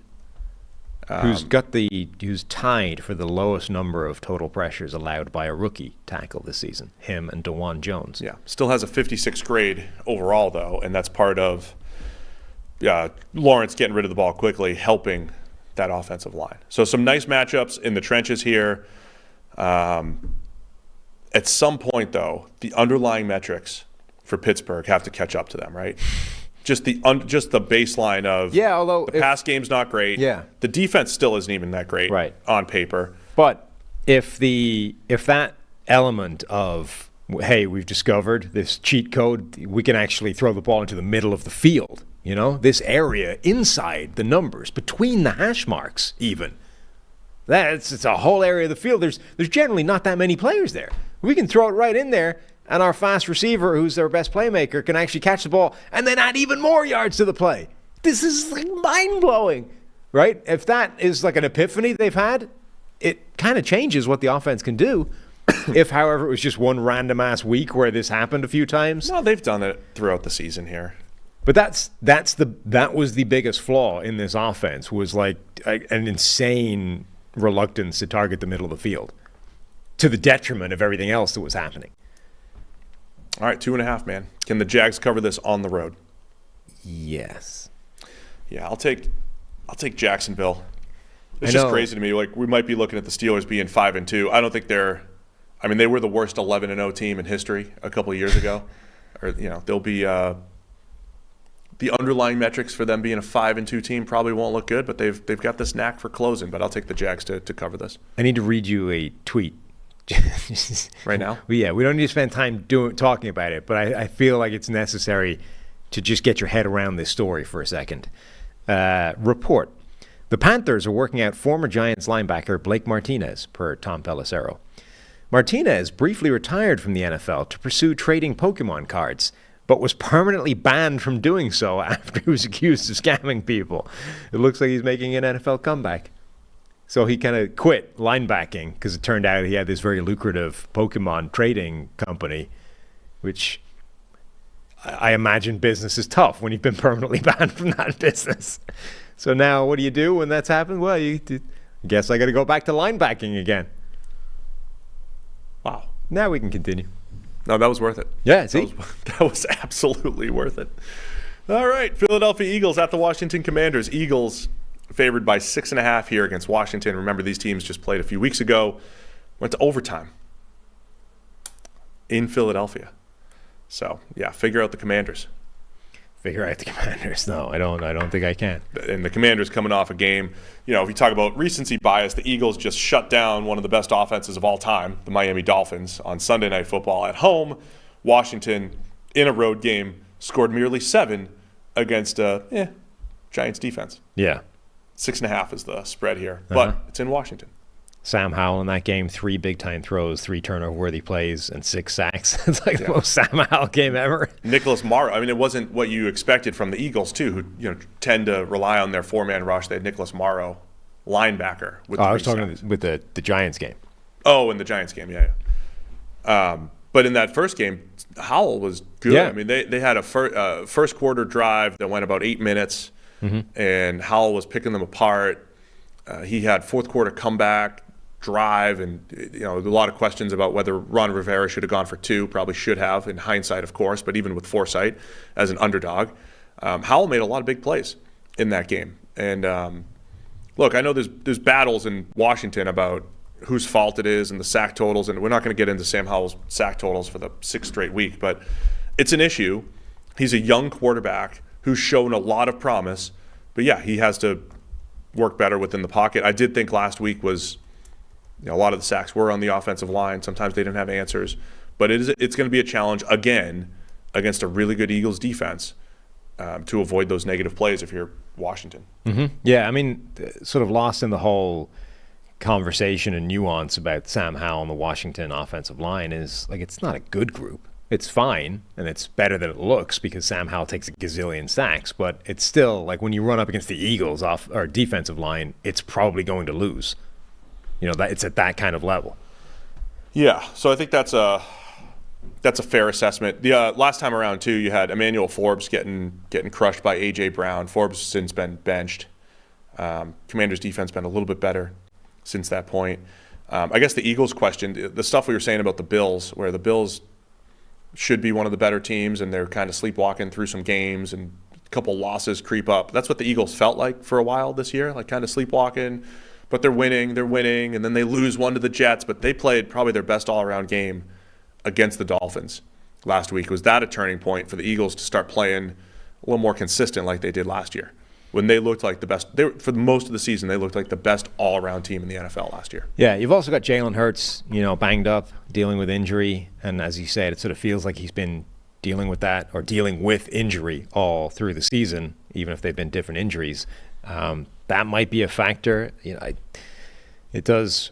They don't tend to restrict him when he's injured. Like, it's not like they change the game plan when he's in there carrying something. They're just like, well, he's playing, so he can still do what he does, and that's a physically demanding style of play. They're going to make him throw his shoulder into defensive linemen, whether it's the tush-push, double-cheek push thing, or whether it's just running in the open field. Like, they're going to expect him to lower his shoulder and truck a DB every now and again, even if he's got an injured shoulder. So it's interesting because it doesn't seem to change how they play him, but it does mean he's probably not going to play as well as he normally does if he's injured. One other thing to keep an eye on here, there were reports this week that teams had been calling Washington about Montez Sweat, the edge defender. There was trade rumors around Chase Young, but I don't know if there was tangible, calls. Chase Young's playing really well. One of the league leaders in pressures. Great game last week against the Giants. So Chase Young playing well. Montez Sweat has been one of the more underrated edge defenders in the league over the last couple of years. And Washington didn't pick up Chase Young's fifth-year option. Montez Sweat is heading into, he's going to be a free agent at the end of the year.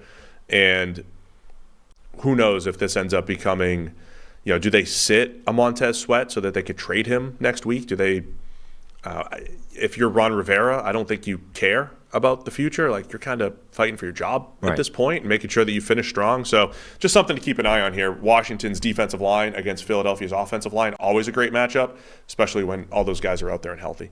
Mm-hmm. I don't know if I'm banking too much on last game that was very competitive, but I think I like Washington to cover the 6.5. It's one of those big win for the Eagles, disappointment for Washington. Maybe Washington's a little more competitive than they should be on paper here. 6.5. Yeah, I think I would lean Washington as well. It's the type of game in the division that rarely gets out of control. We have agreed on the last 6 games or so. We've agreed a lot after disagreeing on the first 3. So we're on a 6-game streak of agreement. Watch out. All right, we're on to the 4 o'clocks finally. No, we're not. It's a 1 o'clock still. Dallas has got a 1 o'clock. Yeah, Rams at Cowboys here. 1 o'clock game. Dallas favored by 6.5 against the Rams. Cowboys coming off of their bye. Rams coming off of their disappointing loss against the Steelers. Mm-hmm. Rams are always tough to figure out, but we can always lean on our will their pass blocking hold up analysis. It's and not this like doesn't look like a good matchup. Right. It's not like that's been perfect as a gauge throughout this season. Like, you wouldn't have necessarily expected it to hold up well against Pittsburgh, and TJ Watt and Alex Highsmith, etc. And it did hold up reasonably well. Same against Philadelphia. Like, you wouldn't have expected it to hold up that well. Again, it was not like it was great, but it didn't cripple the game. Dallas, however, I think is still probably the toughest pass rush in the NFL. They don't have anybody that can block Micah Parsons. Dallas has more than that. It does feel like this should be the kind of pass rush that wrecks their game. Remember, the Cowboys, last time we saw them was Monday Night Football against the Chargers. That was, Dak's best game. He was making a lot of plays outside of structure in that game. We saw the best probably from Brandon Cooks there.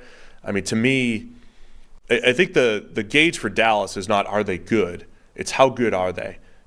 They beat up on bad teams. Can they compete with the best? I mean, it's amazing how quickly things change. Like, the last win that the 49ers had was that 42-10 game against the Cowboys. The Niners have lost their last 2, right? And now people are questioning them. But just 2 weeks ago, it's like, well, the Cowboys just got whooped by the best team in the NFC. Like, things change a lot. So the same thing can happen with Dallas. They are capable of playing with the best teams, despite what we've seen against San Francisco. So, got to take care of business against the Rams. Then they're playing the Eagles next week. Yeah. By the way, the Eagles' schedule, just to go back to the Washington game for a minute, the Eagles' schedule after this is really tough because they have something like Dallas, Kansas City, Buffalo, and the Niners and Dallas in like a 5-week stretch again. So, are the Cowboys going to look ahead to the Eagles game? They got to take care of business against the Rams, and I think they should. Yeah, I mean, the game plan against the Rams should be reasonably simple. Like, their pass rush should dominate. They've got to find a way of shutting down Cooper Kupp and Puka Nacua. The pass rush should help with that. And then just not get, like, Matthew Stafford's had a ton of insane throws. Having said that, they haven't tended to put that many points on the board. So then it goes back to, can you avoid Aaron Donald wrecking the game for you on the other side? And with their offensive line, the answer is probably. Rams just cut former Cowboys kicker, Brett Maher. Maher? Mm-hmm. Maher? I never say his name right.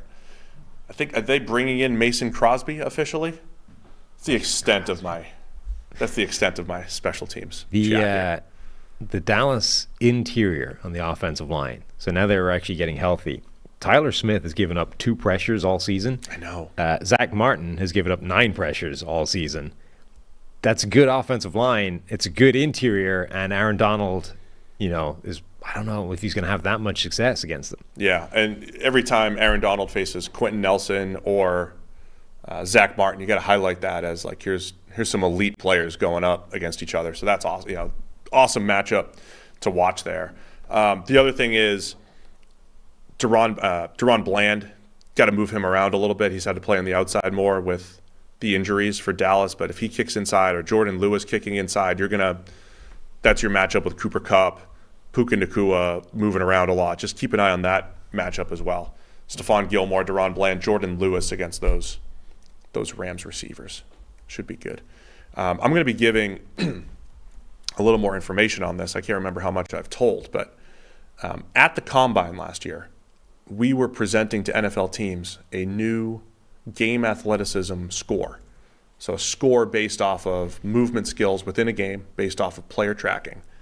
And the number 1 receiver at the time, we've tweaked the model since then, so he's not maybe number 1, but the number 1 receiver coming out last year in game athleticism, do you know who it was? I do, because you told me before. Of course. I'm bringing it up again. Yeah. Puka Nacua. So it looks like, look at that. We unlocked Puka Nacua with that. But yeah, he was a 98, 99th percentile in-game athlete. And when you watched, obviously he's been great, but even like last week, he looks even faster. Last week, he was looking good when they got him in space. So still you wouldn't intuitively say watching his tape that like athleticism wouldn't be the first thing that leaps out at you if you're watching Puka Nacua tape. That's the fun thing about the modeling part of it, right? Is sometimes it matches what you see and sometimes it doesn't, and it makes you rethink, and that's why you do the analysis on whether or not it matters. Right, like you're watching Tyreek Hill. One of the first things you're going to be saying is crazy athleticism, speed, quickness, blah, yada, yada, right? Borderline that kind of top 10 receiver. Yes. That kind of stuff jumps off the tape. But Nacua, it's like, he's strong, he's powerful, he's in the right place at the right time, he's consistent. You wouldn't be saying, like, this is a special athlete we're watching here. Unless you just watch his contortionist work along the sideline. Okay. That's all. That's not really baked in. Well, No. it's basically movement. It's acceleration and change of direction. Yeah, so that kind of stuff. It doesn't look special for Puka, but when you're looking for it, you could kind of see it a little bit more. I'll take by 6.5. I'll take Dallas to cover it. No, I'm going to take the Rams. Oh, I'm taking Dallas. To disagree with you.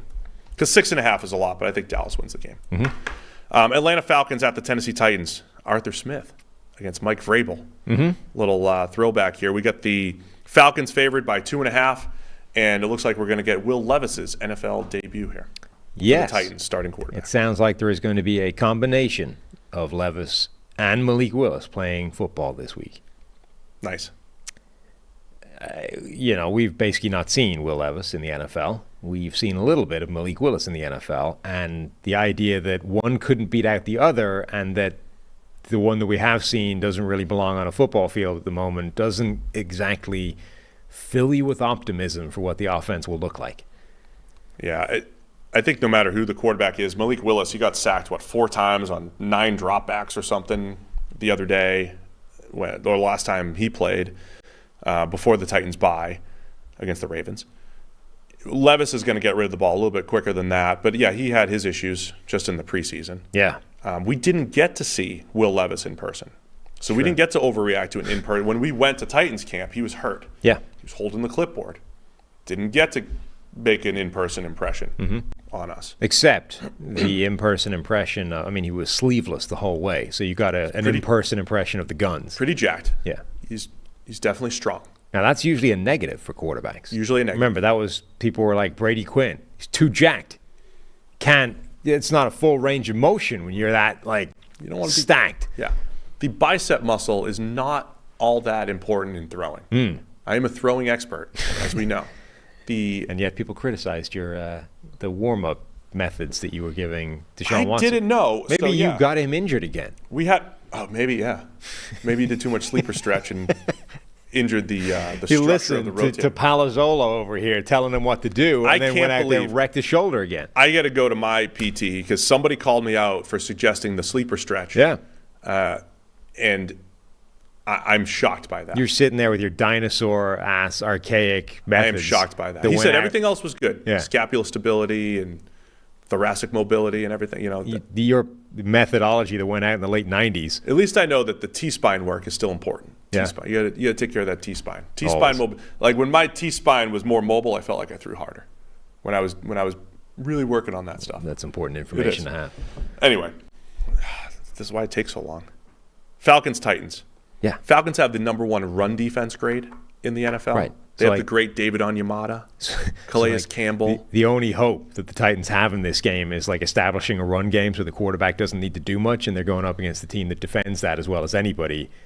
Yeah. This doesn't feel like I can't really see a scenario where the Titans have a lot of offensive success. I think that is always the interesting thing to me is how teams craft a game plan around either a rookie quarterback or a backup quarterback. So you have Will Levis here on a team that already, even when they have Ryan Tannehill, their best games, Ryan Tannehill drops back 25 times. Right. Now, he'll hit 20 of them and be super efficient, and Tannehill at his best is very, very good. But what do you do with Will Levis? If you try to do that, you might be in a lot of third and longs. This is, so that's the thing. This is one of the areas where, old school mentality is being shown up for being a problem, right? Like one of the ways that the original sort of old school mentality, how do you protect a young quarterback? Well, you run the ball as much as humanly possible and don't ask him to do that much. So you're going to run on first and second down, right? And if those runs don't go very far, now you're facing third and long, and your plan to protect your quarterback is actually making his life more difficult because you've massively increased the difficulty of the most important down of the three, right? So instead of let's let him pass on first down where they may or may not be expecting it and he might have an easy completion, we're going to run, not ask him to do it, and then all the pressure is going to go on third down because now it's 3rd and 7 and you need your quarterback to make a play. So, and this is like even some guys that you wouldn't necessarily think of as being on the bleeding edge of progressive football thinking are coming around to this idea of this isn't actually protecting your quarterback. I know you think you are, but yeah, you're actually doing the exact opposite of what you're trying to do here. So how do you protect Will Levis? It's not by going run, pass. That would be the worst thing you can do for Will Levis. They need to figure out a way of getting Levis some easy wins from the passing point of view early in the series.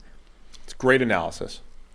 Can't add much to it, except greater analysis. Don't forget, Tennessee's playing in Nashville. Got it. And Desmond Ritter's playing on the road. Now I know last week, Desmond Ridder, Falcons won on the road in Tampa Bay. But you got a couple things working against you. The Titans' home dominance, but that was also with Tannehill, and the Falcons' road, Ridder struggles. Just pointing that out there. I have nothing else to add there other than, the Falcons' run defense against the Tennessee offensive line is going to be something. And then Ridder has to stop dropping the football for the Falcons. And particularly like over the goal line. And Arthur Smith was battling the media again in a victory week. Yeah. Coming off a victory. Just fascinating stuff. All right, where are you going with this one? I kind of want, it's Atlanta favored by 2.5. Yeah, I'm going Atlanta. I think I want to take Atlanta. I just don't know if I trust Levis yet, but who knows? I mean, I'm pretty sure I don't trust Levis yet. You didn't love him coming out. No, I liked you him. Did. I liked him more most. coming out. Why are you souring on him? You did like him. You were higher on Levis than the rest of us. Yes. I felt that, so they were reworking a lot of his stuff in preseason and training camp. Like they're not just sort of saying, we like this guy, he's good to go. They're like reworking his whole approach to things. Like one of his biggest problems was mechanically when, was it throwing to his left? When he has to like turn across the body, his footwork and stuff goes out of whack. They were like clearly trying to fix that in training camp. So I'm immediately like short-term success and reworking a fundamental part of your mechanics don't tend to go together. Number two, when it's like, if you can't beat out Malik Willis, quite quickly, I think that's a bit of a red flag. Like Malik Willis, for however much I like the idea of him conceptually coming into the NFL, given his strengths, I mean, they took one look at him last year and were like, that guy cannot run the offense. Forget it. We're going to bring in Josh Dobbs to run it on a week's notice. This year, it's kind of the same thing. It's like he can't run the offense still. And we're in year 2 of this thing. If you can't be obviously a better option than that, you're probably not ready to start in the NFL. So Will Levis may end up becoming good once they fixed his mechanics and once he's got a year adjusting to the league and all that kind of stuff. But I don't expect it going good now. We didn't mention earlier, did you guys break down the Kevin Byard trade? Yeah. This week? All right, so Kevin Byard, so Tennessee gone. Officially becomes sellers. They trade Kevin Byard, one of the best safeties in the league, 3rd most valuable safety in the league over the last few years. Philadelphia has him, but Tennessee's in this selling mode, and we'll see. Maybe they'll be selling a little bit more next week. For sale sign on the shop window. All right, we got 1, 2, 3, 5 more games, man. We can do this in 25 minutes. We got this. Cleveland Browns at the Seattle Seahawks. We're on to the 4 o'clocks here. The Seahawks are favored by 3.5 against PJ. the 4-2 Browns. PJ Walker. Yeah. No Deshaun Watson. PJ. Yeah, PJ Walker's getting the start again because obviously Deshaun Watson did a little bit too much sleeper stretch, ruined his arm again. So we have PJ Walker who, won his first start and then last week led a 4th quarter comeback. Yeah. And apparently Jim Irsay came out and said the NFL told him they blew it. So it's put an asterisk next to it. Tyler's not here, but asterisk for the Browns. Win last week. But PJ Walker right now the lowest graded quarterback in the NFL, which means he might be due for a 90 grade here because that's what he did last year. Remember, they played a game last year where he didn't complete a pass that beyond the line of scrimmage. Like a literal game where he couldn't complete a pass beyond the line of scrimmage, and 2 weeks later came back and was just 6 big-time throws. So anytime, you never know. Could happen. Yeah, could. I don't know that it will. Yeah, I mean, the Deshaun Watson thing is kind of weird, but he appears to be hurt at the moment, genuinely. PJ and a quarterback, I mean, that's a difficult thing. Yeah, I mean, I think Watson probably wasn't 100%, went out there and played, took a couple hits, is even lower than whatever percentage he was at before. It's just... And it's like, all right, let's just make sure that we get healthy. I'm assuming that's what's happening. On a high-level thing, it's not a particularly unusual situation. Like, guy gets hurt, guy tries to come back a little bit early, guy gets hurt again, it's worse. It's more how they've framed the whole thing for every step of the process that's weird. Like, it's not... just the basic step-by-step facts of how this thing worked fits in with a lot of injuries in the NFL. It's more that there's been this report constantly that he's been medically cleared and weeks ago and yada yada, whereas actually he has been properly injured and he hasn't been ready to go. And he's not just, it's not a pain thing only. He's actually, there's like weakness involved in the shoulder as well as pain. Like he's hurt, he's injured. So he probably shouldn't have been out there at any point, and he never should have been cleared, whatever the hell that actually means, because he wasn't ready to go back in the game because he's injured. And now he's re-injured, and you're stuck with this weird spot where we're like, what the hell is going on with this thing? Because all the reports have been saying he's been good to go for like a month. It's a strange, I don't understand how that part of it became such a relevant factor. But anyway, he's out, and PJ's in. And that means the Browns' offense is probably going to struggle. Against a Seattle defense that has, I believe, our number 1 graded corner right now in Devin Witherspoon. Dude's awesome. I know this because I was doing my weekly Seattle radio hit, and apparently that was like front page news on one of the local newspapers that we have Witherspoon as the number 1 corner. Devin Witherspoon is the guy that brings everybody together. Nobody doesn't love Devin Witherspoon. Everybody loves him.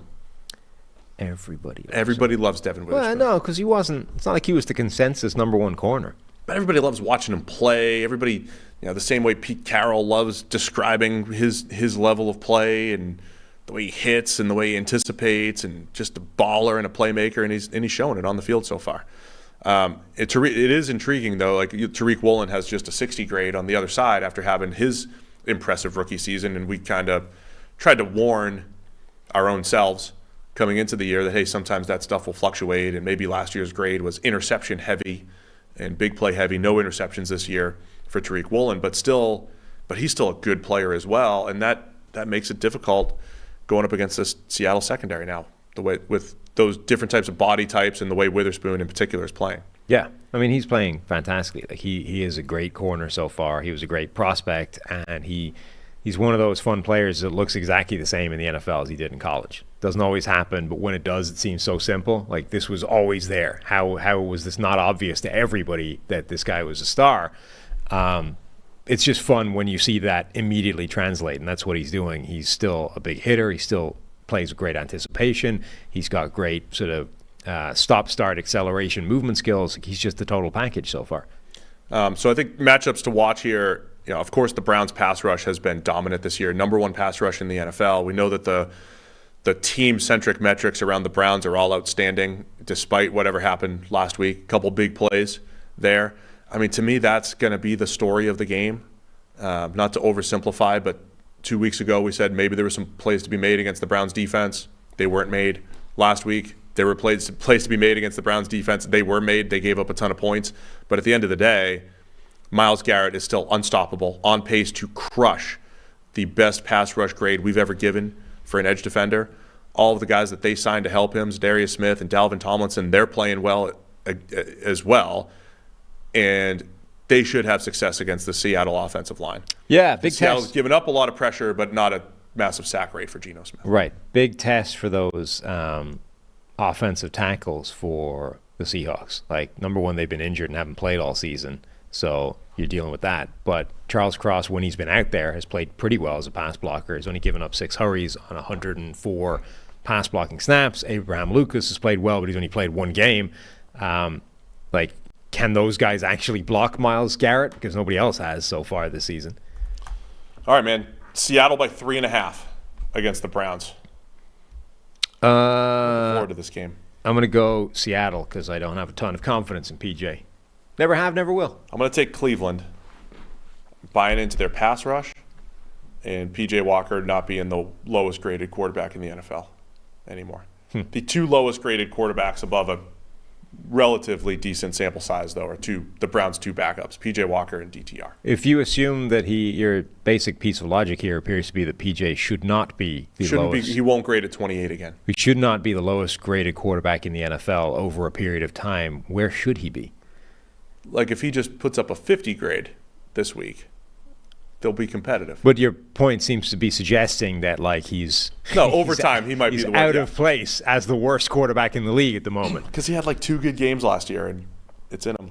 When you go to the page, the quarterback rankings page in PFF, Premium Stats 2.0, and you sort just quarterbacks, and you don't put a filter on it, and it's defaulted to just 50. You still need page 2 to get to PJ's grade. You need to go all the way to 54 to find PJ. And it's 29.5 grade. It's a 29.5. So I think he's better than that at this point. When you don't filter, the 5th worst quarterback in the NFL is Aaron Rodgers. Yeah. On his 2 dropbacks where he took an unnecessary sack. On his 4 snaps. All right, let's go Baltimore Ravens at the Arizona Cardinals. Ravens favored by 8.5 here against the 1-6 Cardinals. The 1-6 Cardinals. Marquise Brown revenge game. Okay. Remember they made that draft day trade. Yep. Ravens first rounder for Cardinals give up a first rounder for Marquise Brown. The Cardinals being a fascinating team. It's funny because they're like, not anymore. They're not as well, fun. no, they are, because they still, every game they still scrap and make it close and then still end up losing and not covering the spread. It's like they somehow managed to get the moral victory without even successfully covering the double-digit line that they're facing. But there's always like the second quarter. They're always like, nah, you thought you were going to run away with this, but we're going to peg it back and make you earn it. And then they get blown out. Yeah, I mean, look, the recency bias on this one is the Ravens just crushed the Lions 38-6. Annihilated. And everything was working. The difference in the game last week, besides the fact that, hey, it was the best offensive performance for the Ravens start to finish. To me, the difference, though, was their red zone play. The previous 2 weeks, they got into the red zone in London against the Titans. They just didn't finish a ton. 2 weeks prior to that, it was the Steelers game where they kept dropping touchdowns and everything. Lamar has played extremely well this year, and when the rest of the team plays with Lamar, they're one of the most dangerous teams in the NFL, and that's what we saw last week. Multiple playmakers, the great Mark Andrews, the offensive line, and the best scoring defense in the NFL one of the best groups of linebackers, a Kyle Hamilton. I mean, there's just a lot to like about this Ravens team. So watch them. I think they're going to play. If they play a decent game, they might be the team that finally starts crushing Arizona as well. Lamar is now the highest graded quarterback in the NFL. He has a grade that is higher than his MVP season, unanimous MVP season. He's averaging more yards per attempt than his unanimous MVP season. Really, the only thing lacking is instead of 37 touchdowns and 8 picks, he's only got 8 touchdowns through whatever that is, 7 weeks. He had a ridiculous touchdown rate that year. And the only other thing holding him down this year too is the fumbles. Right? He kept putting the ball on the turf early in the season. And he's also got, he has a higher big-time throw rate this season than that crazy MVP season. Like, by pretty much any measure you're looking at, Lamar Jackson is playing like the best quarterback in the NFL, better than his MVP season. He just isn't necessarily getting the box score rewards for that the way he did that year, because you're at the mercy of other people sometimes, right? And we've made this point with several quarterbacks. You need the help in order for everybody to recognize how well you're playing. But, like, right now there's nobody playing better than Lamar Jackson at that position, and Arizona has to try and stop that. Well, I think that's why I'm taking the Ravens. Do you have anything else on this game? Zaven Collins, this transition from genuine off-the-ball linebacker to pass rusher, which doesn't tend to work well in the NFL. It's not like it's been a resounding success, but the last few weeks, I think Zaven Collins is starting to look like he's putting it together a little bit on the edge. Something to keep an eye on. Yeah, that's it. That's all I have. Nice. I appreciate that addition. Okay. I'll take the Ravens to cover the 8.5. Yeah, same.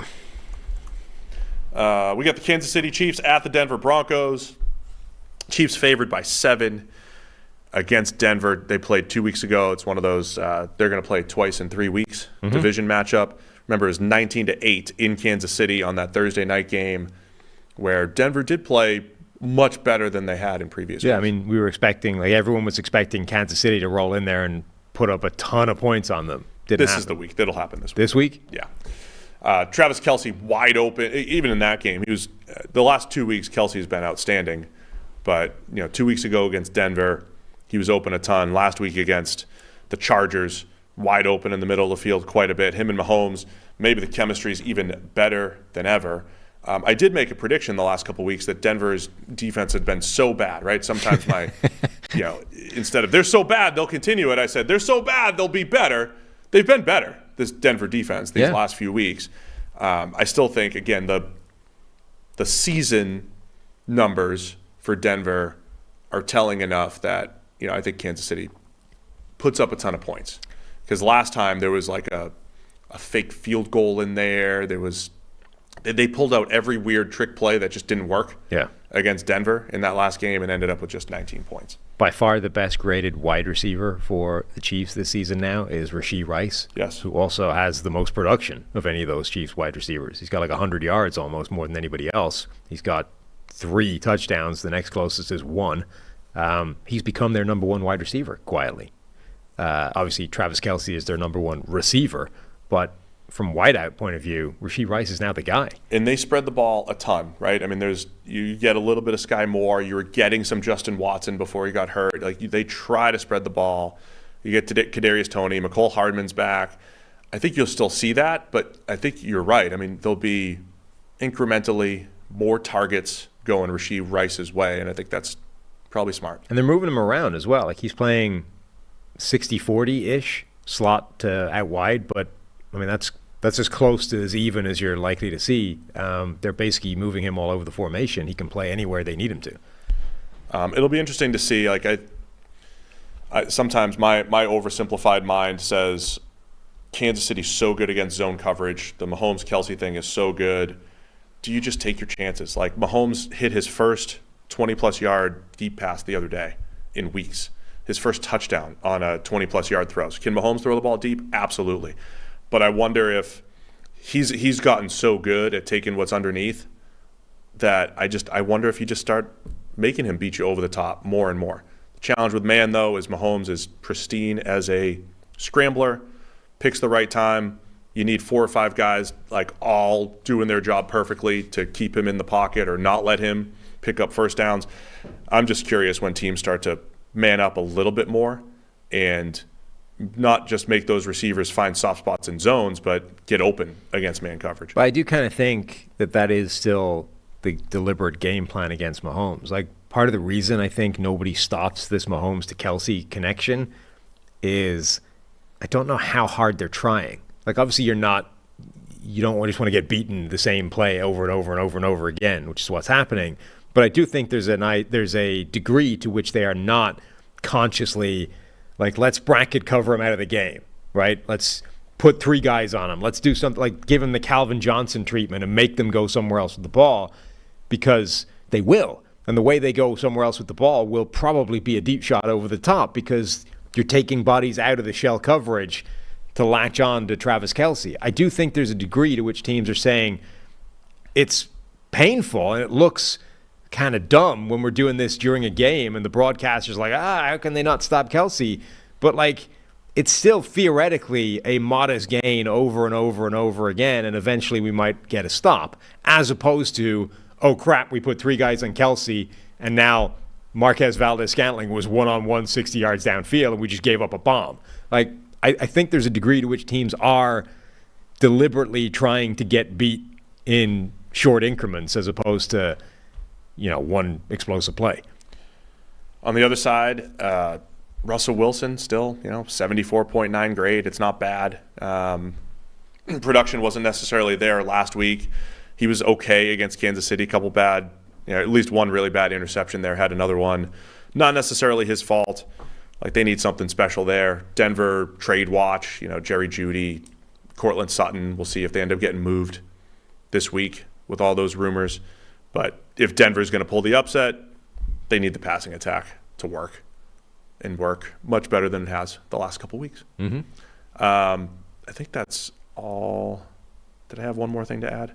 Oh, in Mahomes, has he never lost? He still never lost a road division game, right? He's also never lost to Denver, right? Sounds about right. You have to go back to Peyton Manning for the last time a Denver quarterback beat the Chiefs. Yeah, and even like Peyton used to struggle with the Chiefs a little bit too. Right, but remember, like Peyton Manning's been retired for long enough that he's been in the Hall of Fame for more than a year. Like, that's how long ago somebody from Denver beat the Kansas City Chiefs. Yeah, I'll take the Chiefs to cover the 7. Same. At Denver. All right, 2 more games. Chicago Bears at the Los Angeles Chargers. This is your Sunday night football game. Okay. A couple 2-win teams here. Yeah. Bears and Chargers. Different feels, though, for the same record, essentially. Well, yeah, the Chargers are still favored by 8.5. Yeah. Over the Bears in Tyson Bagent. Yeah. Bagent time. Primetime Bagent. Prime time. How many Bagent. packages are Sunday Night Football going to have about his arm wrestling dad? Is Chris going to have? Are we going to get like a more packages than the points the Bears are going to score? Are we going to get a Chris arm wrestling? What's his dad's name? Somebody Bagent?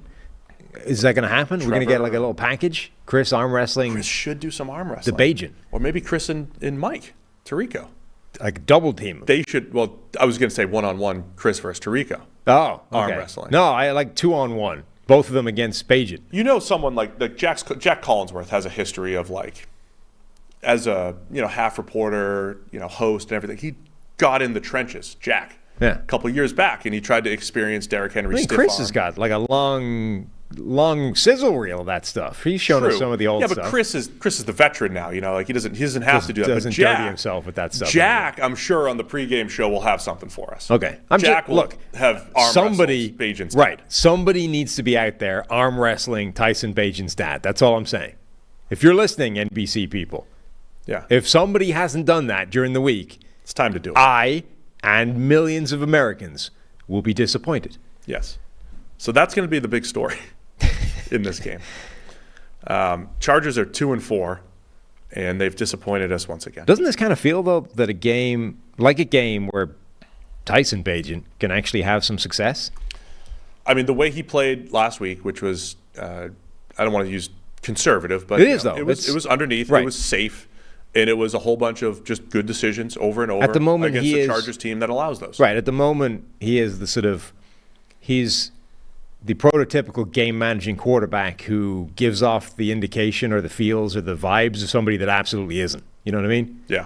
Like he gives off this sort of wild maverick, tattooed, long flow, like gunslinger type of vibe, and yet his game is game manager at the moment. We had one game of evidence, though. Sure, yeah, well, game and a half, yeah, yes. But that's what he looks like at the moment. But against the Chargers defense, which still isn't great, that's actually not a bad recipe, right? Yeah, that should work. That definitely has the potential to work. And then it's just like, again, does game manager is only as good as his mistakes? Like, how many times do you put the ball in harm's way and do you get punished for it? So we've seen so far, like Bajan comes in for Fields, immediately has that really bad fumble thing. But then last week didn't have any mistakes, and consequently you get a much better version of the team, and they actually end up having a good performance. So if he doesn't make mistakes, I think they can move the ball and have success against the Chargers. Rookie offensive tackle Darnell Wright is questionable. He looked like he was almost playing with one arm last week for the Bears. He'll have to block Khalil Mack. This is why, when Khalil Mack had that 6-sack game, was that even real? Right. After weeks and weeks of, not really producing and really kind of getting shut out, and then he has a 6-sack game, and that's pretty much been it. I mean, the Chargers, there's just no consistency right now between their pass rush, their coverage, and it really is a whole bunch of pretty good names who are either kind of playing hurt like a Joey Bosa or just don't. Like, Mac's overall grade is good. It's just so condensed in a couple games. Yeah. You're not getting that consistent play from this Chargers defense, which I will continue to say should be much better, including number 3, who looked like a star for years and is now in the middle of the worst year of his career. Right. I think Mac has definitely been better this year, but that one game with the 6 sacks is his only PFF pass rushing grade game this season over 71. So he's had pressure in a lot of other games, but he never really stopped generating pressure. I mean, even last year he had 59 pressures. Like, he's always sort of been a factor. It's just that he went from, league-leading level pressure and getting a ton of big plays to now we're still getting pressure. It's just not the same level of impact. And then he had that one game against the Raiders where he did. But outside of that, it's been back to like the more previous baseline of he'll get you some pressure, but he's probably not ruining your game. But if the Bears rather have to go into the bench, that could be a factor. And a quick little Justin Herbert breakdown here. He's now QB 13 in our passing grades. Has the 5th highest average depth of target, 9.2. That's about 1.5 yards higher than what we saw over 2 yards higher than what we saw last year. So completely different style. But it is now official, right at the moment, the worst grade of his career. Passer ratings kind of in line with the rest of his career. So it's just an interesting dynamic. I do think the Chargers are still lacking a deep threat. Josh Palmer made some plays last week, but it's the Keenan Allen show. It still feels fragile, but against this Bears defense, I think the Chargers will have some success. Just interesting watching this Herbert progression where we've been asking for more aggressiveness. I think we're getting it. You get a few more turnover-worthy plays, but the big-time throw rate's still not special or anything. Like, you're still not getting. I mean, he's missing a lot of throws. And he's missing some easy stuff for sure. He's missed touchdowns in each of the last 2 games, let alone just sort of big plays. He's currently the 13th ranked quarterback in the NFL by PFF grade, 12th if you take out Andy Dalton's one performance. Yeah, so 12th, some of the underlying numbers that you would have assumed would lead to a much better version of Justin Herbert and more production and all those kinds of things have changed, have moved where we wanted to put them, but his performance hasn't matched them. Like, he's playing worse despite, I guess, stylistically moving in the right direction. So is that cause and effect, or is that just coincidence? Like, they need Quentin Johnston. They need other guys to step up. I mean, I think the stats aren't as good because it is the Keenan Allen only show as far as consistency goes. As impressed as I was by Josh Palmer last week. Yeah, but that's not, I mean. You already have people saying, by the way, the Chargers drafted Quentin Johnston just ahead of Jordan Addison and Zay Flowers. You're already getting that discussion going. As it should have had. I mean, I wouldn't have drafted him, certainly not ahead of. Did you give them Addison all the time? Yeah, it was a lot. It was a common mock that I gave. Just curious. Cool. 8.5, Chargers favorite at home against the Bears. Where are you going? Like, the Chargers covering 8.5 to the Chargers. That's tough. That's a challenge, man. Yeah, I'm going Bears. To get behind. Bajan time, baby. Bajan on Sunday. Prime time Bajan with his arm wrestling dad out there crushing people. even as a former preseason Division II All-American, I can't get on board with Division II Bagent. You can't. No, I'm not doing it. Huh. Take the Chargers. Wow. I should stick with my D2 people. Brethren. Right? Yeah. I should. D2 people got to stick together. We should. There's only a few of us. Right. In football. Mm-hmm. Just you and Tyson. All right. I'll take Chicago. You're right. You're right. For D2. This is for Division II everyone. For D2. That's what we're doing. Las Vegas Raiders at the Detroit Lions. The Lions are favored by 8.5. They're coming off that thrashing last week, 38-6 against the Ravens. And the Raiders coming off of a thrashing of their own against the Bears. Thrashing. Yes. Who's QB for the Raiders? Damn good thrashing. I mean, don't make it be Hoyer again. I just don't want to see it. I don't. We don't need to see Brian Hoyer in any more football games. And I don't mean for the Raiders. I mean forever. You disagree with Greg that, he needs a few more reps in his development. I just mean I don't feel like the world suffers if Brian Hoyer never steps foot on an NFL field again. Wow. Am I wrong? Wow. Do we need to see that? Is there not always a better option than Brian Hoyer? This is like the Twitter/X equivalent of just delete your account. Just you can still turn in your NFLPA membership, Brian. By all means, keep cashing the paycheck, right? And eat the meals at the facility. You're and calling have for fun, his job. And have fun in the meeting room. Just don't come on TV on the field and make me watch it. Aiden O'Connell is there, right? He's got a funny mustache, and he's just out here slinging the ball around. That's comedy value, if nothing else. I want to see that more. And, you might have something in Aiden O'Connell going forward. You don't have anything in Brian Hoyer. Right? Yeah, right. Good. You're kind of right there. Don't forget the splits that the Lions have at home. Jared Goff, statistically. Well, he's MVP, outside of the Ravens game, basically. We both took the Lions last week because they were good on the road 2 weeks ago against Tampa Bay, and they had played much better, but last week was a mess.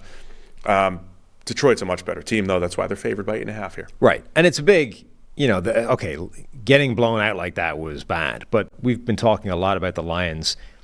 They are supposedly contenders this year, and at the very minimum, they're division favorites. They're likely a playoff team, barring catastrophe.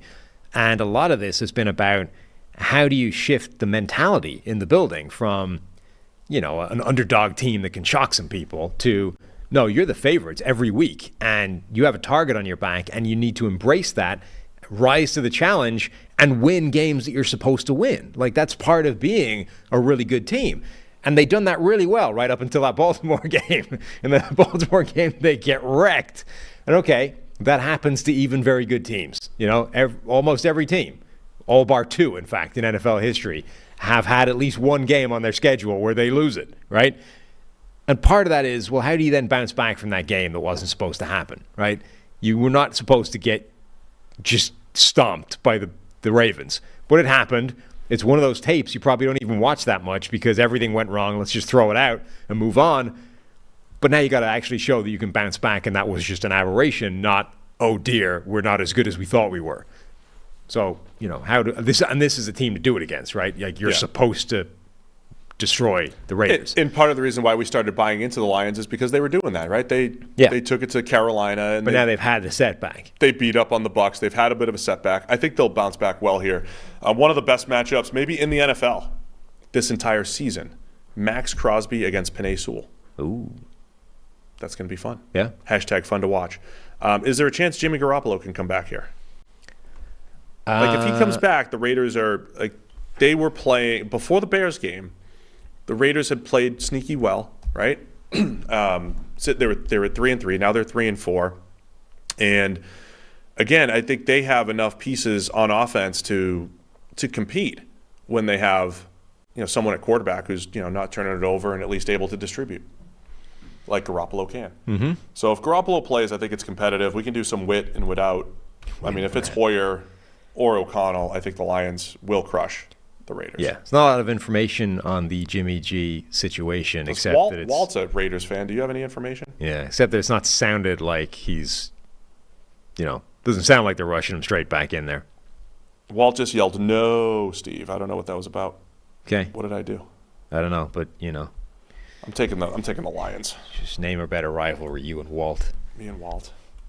Lions. The man's up in the algorithm with his I am also spewing takes. taking the Detroit Lions.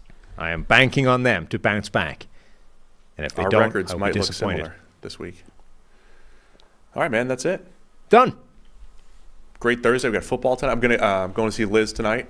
Oh. Get the hair trimmed up a little bit. Get the color? Just the trim? Come on, we don't talk about that. Oh. It might look darker on Monday. There was when the listeners that were giving us our clips to submit I noticed too. Yeah. to submit for the awards.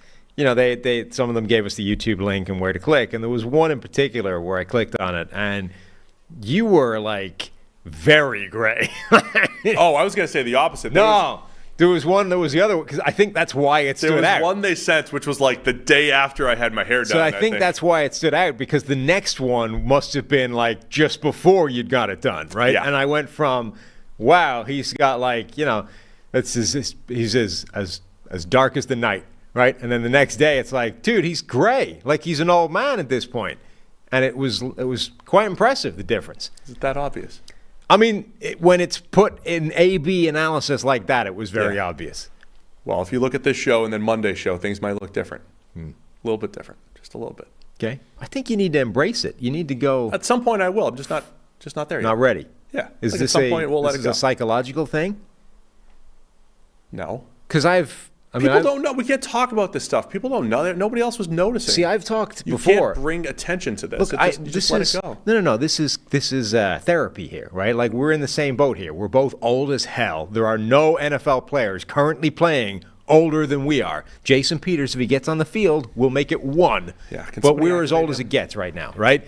And I've said before on this show that, like, as a man who's lost his hair, I can accept that, right? It's not fun, and I feel somewhat cheated given that none of the other members of my family are bald. It's just me. But I can accept it. This is part of growing old. It happens to some people, and it sucks, and now you have to have the shaved head for the rest of your life. This is just the reality we live in. But what really gets me is I've started to detect the odd gray hair in the beard, and actually elsewhere, like a gray chest hair and stuff, right? And as much as I can sort of mentally get around, like, you get old, your hair goes, c'est la vie. There's something about graying hair, though, where in my brain it's like follicles are dying. Like they're just tapping out. They're just going, no, we've reached death. Like, we don't need this. The hair has now lost the ability to maintain pigment. I'm just like slowly dying one cell at a time. That's starting to get me a little bit. So if that's what's bugging you, the sort of realization of your own mortality as evidenced by your graying hair, I get it. I have experienced similar things. I just want it to look a little better. Don't you think, though, that those people that go full gray are kind of cool looking? Like George Clooney, that was his whole shtick. Yeah, it needs to happen in like 6, 8, 10 years for me. They don't want to wait a little bit. You think? Yeah. Clooney was going gray when he was youthful. We'll see. ER Clooney was graying. You just went on like a great spiel about your midlife crisis and everything. I'm like, I just want a little. If only I had the money to do a little less color. Do a proper midlife crisis. Go get a Ferrari and stuff. Yeah, do it properly. All right, we're out of here. You'll be here tomorrow recapping whatever tonight's game. Bills Bucks tonight. You'll be here tomorrow? Yeah. Great. Every day. Outstanding. And then I'll be back on Monday. All right. Thanks to everybody for tuning in. Enjoy the football. Be back again on Monday reviewing all the Week 8 NFL action.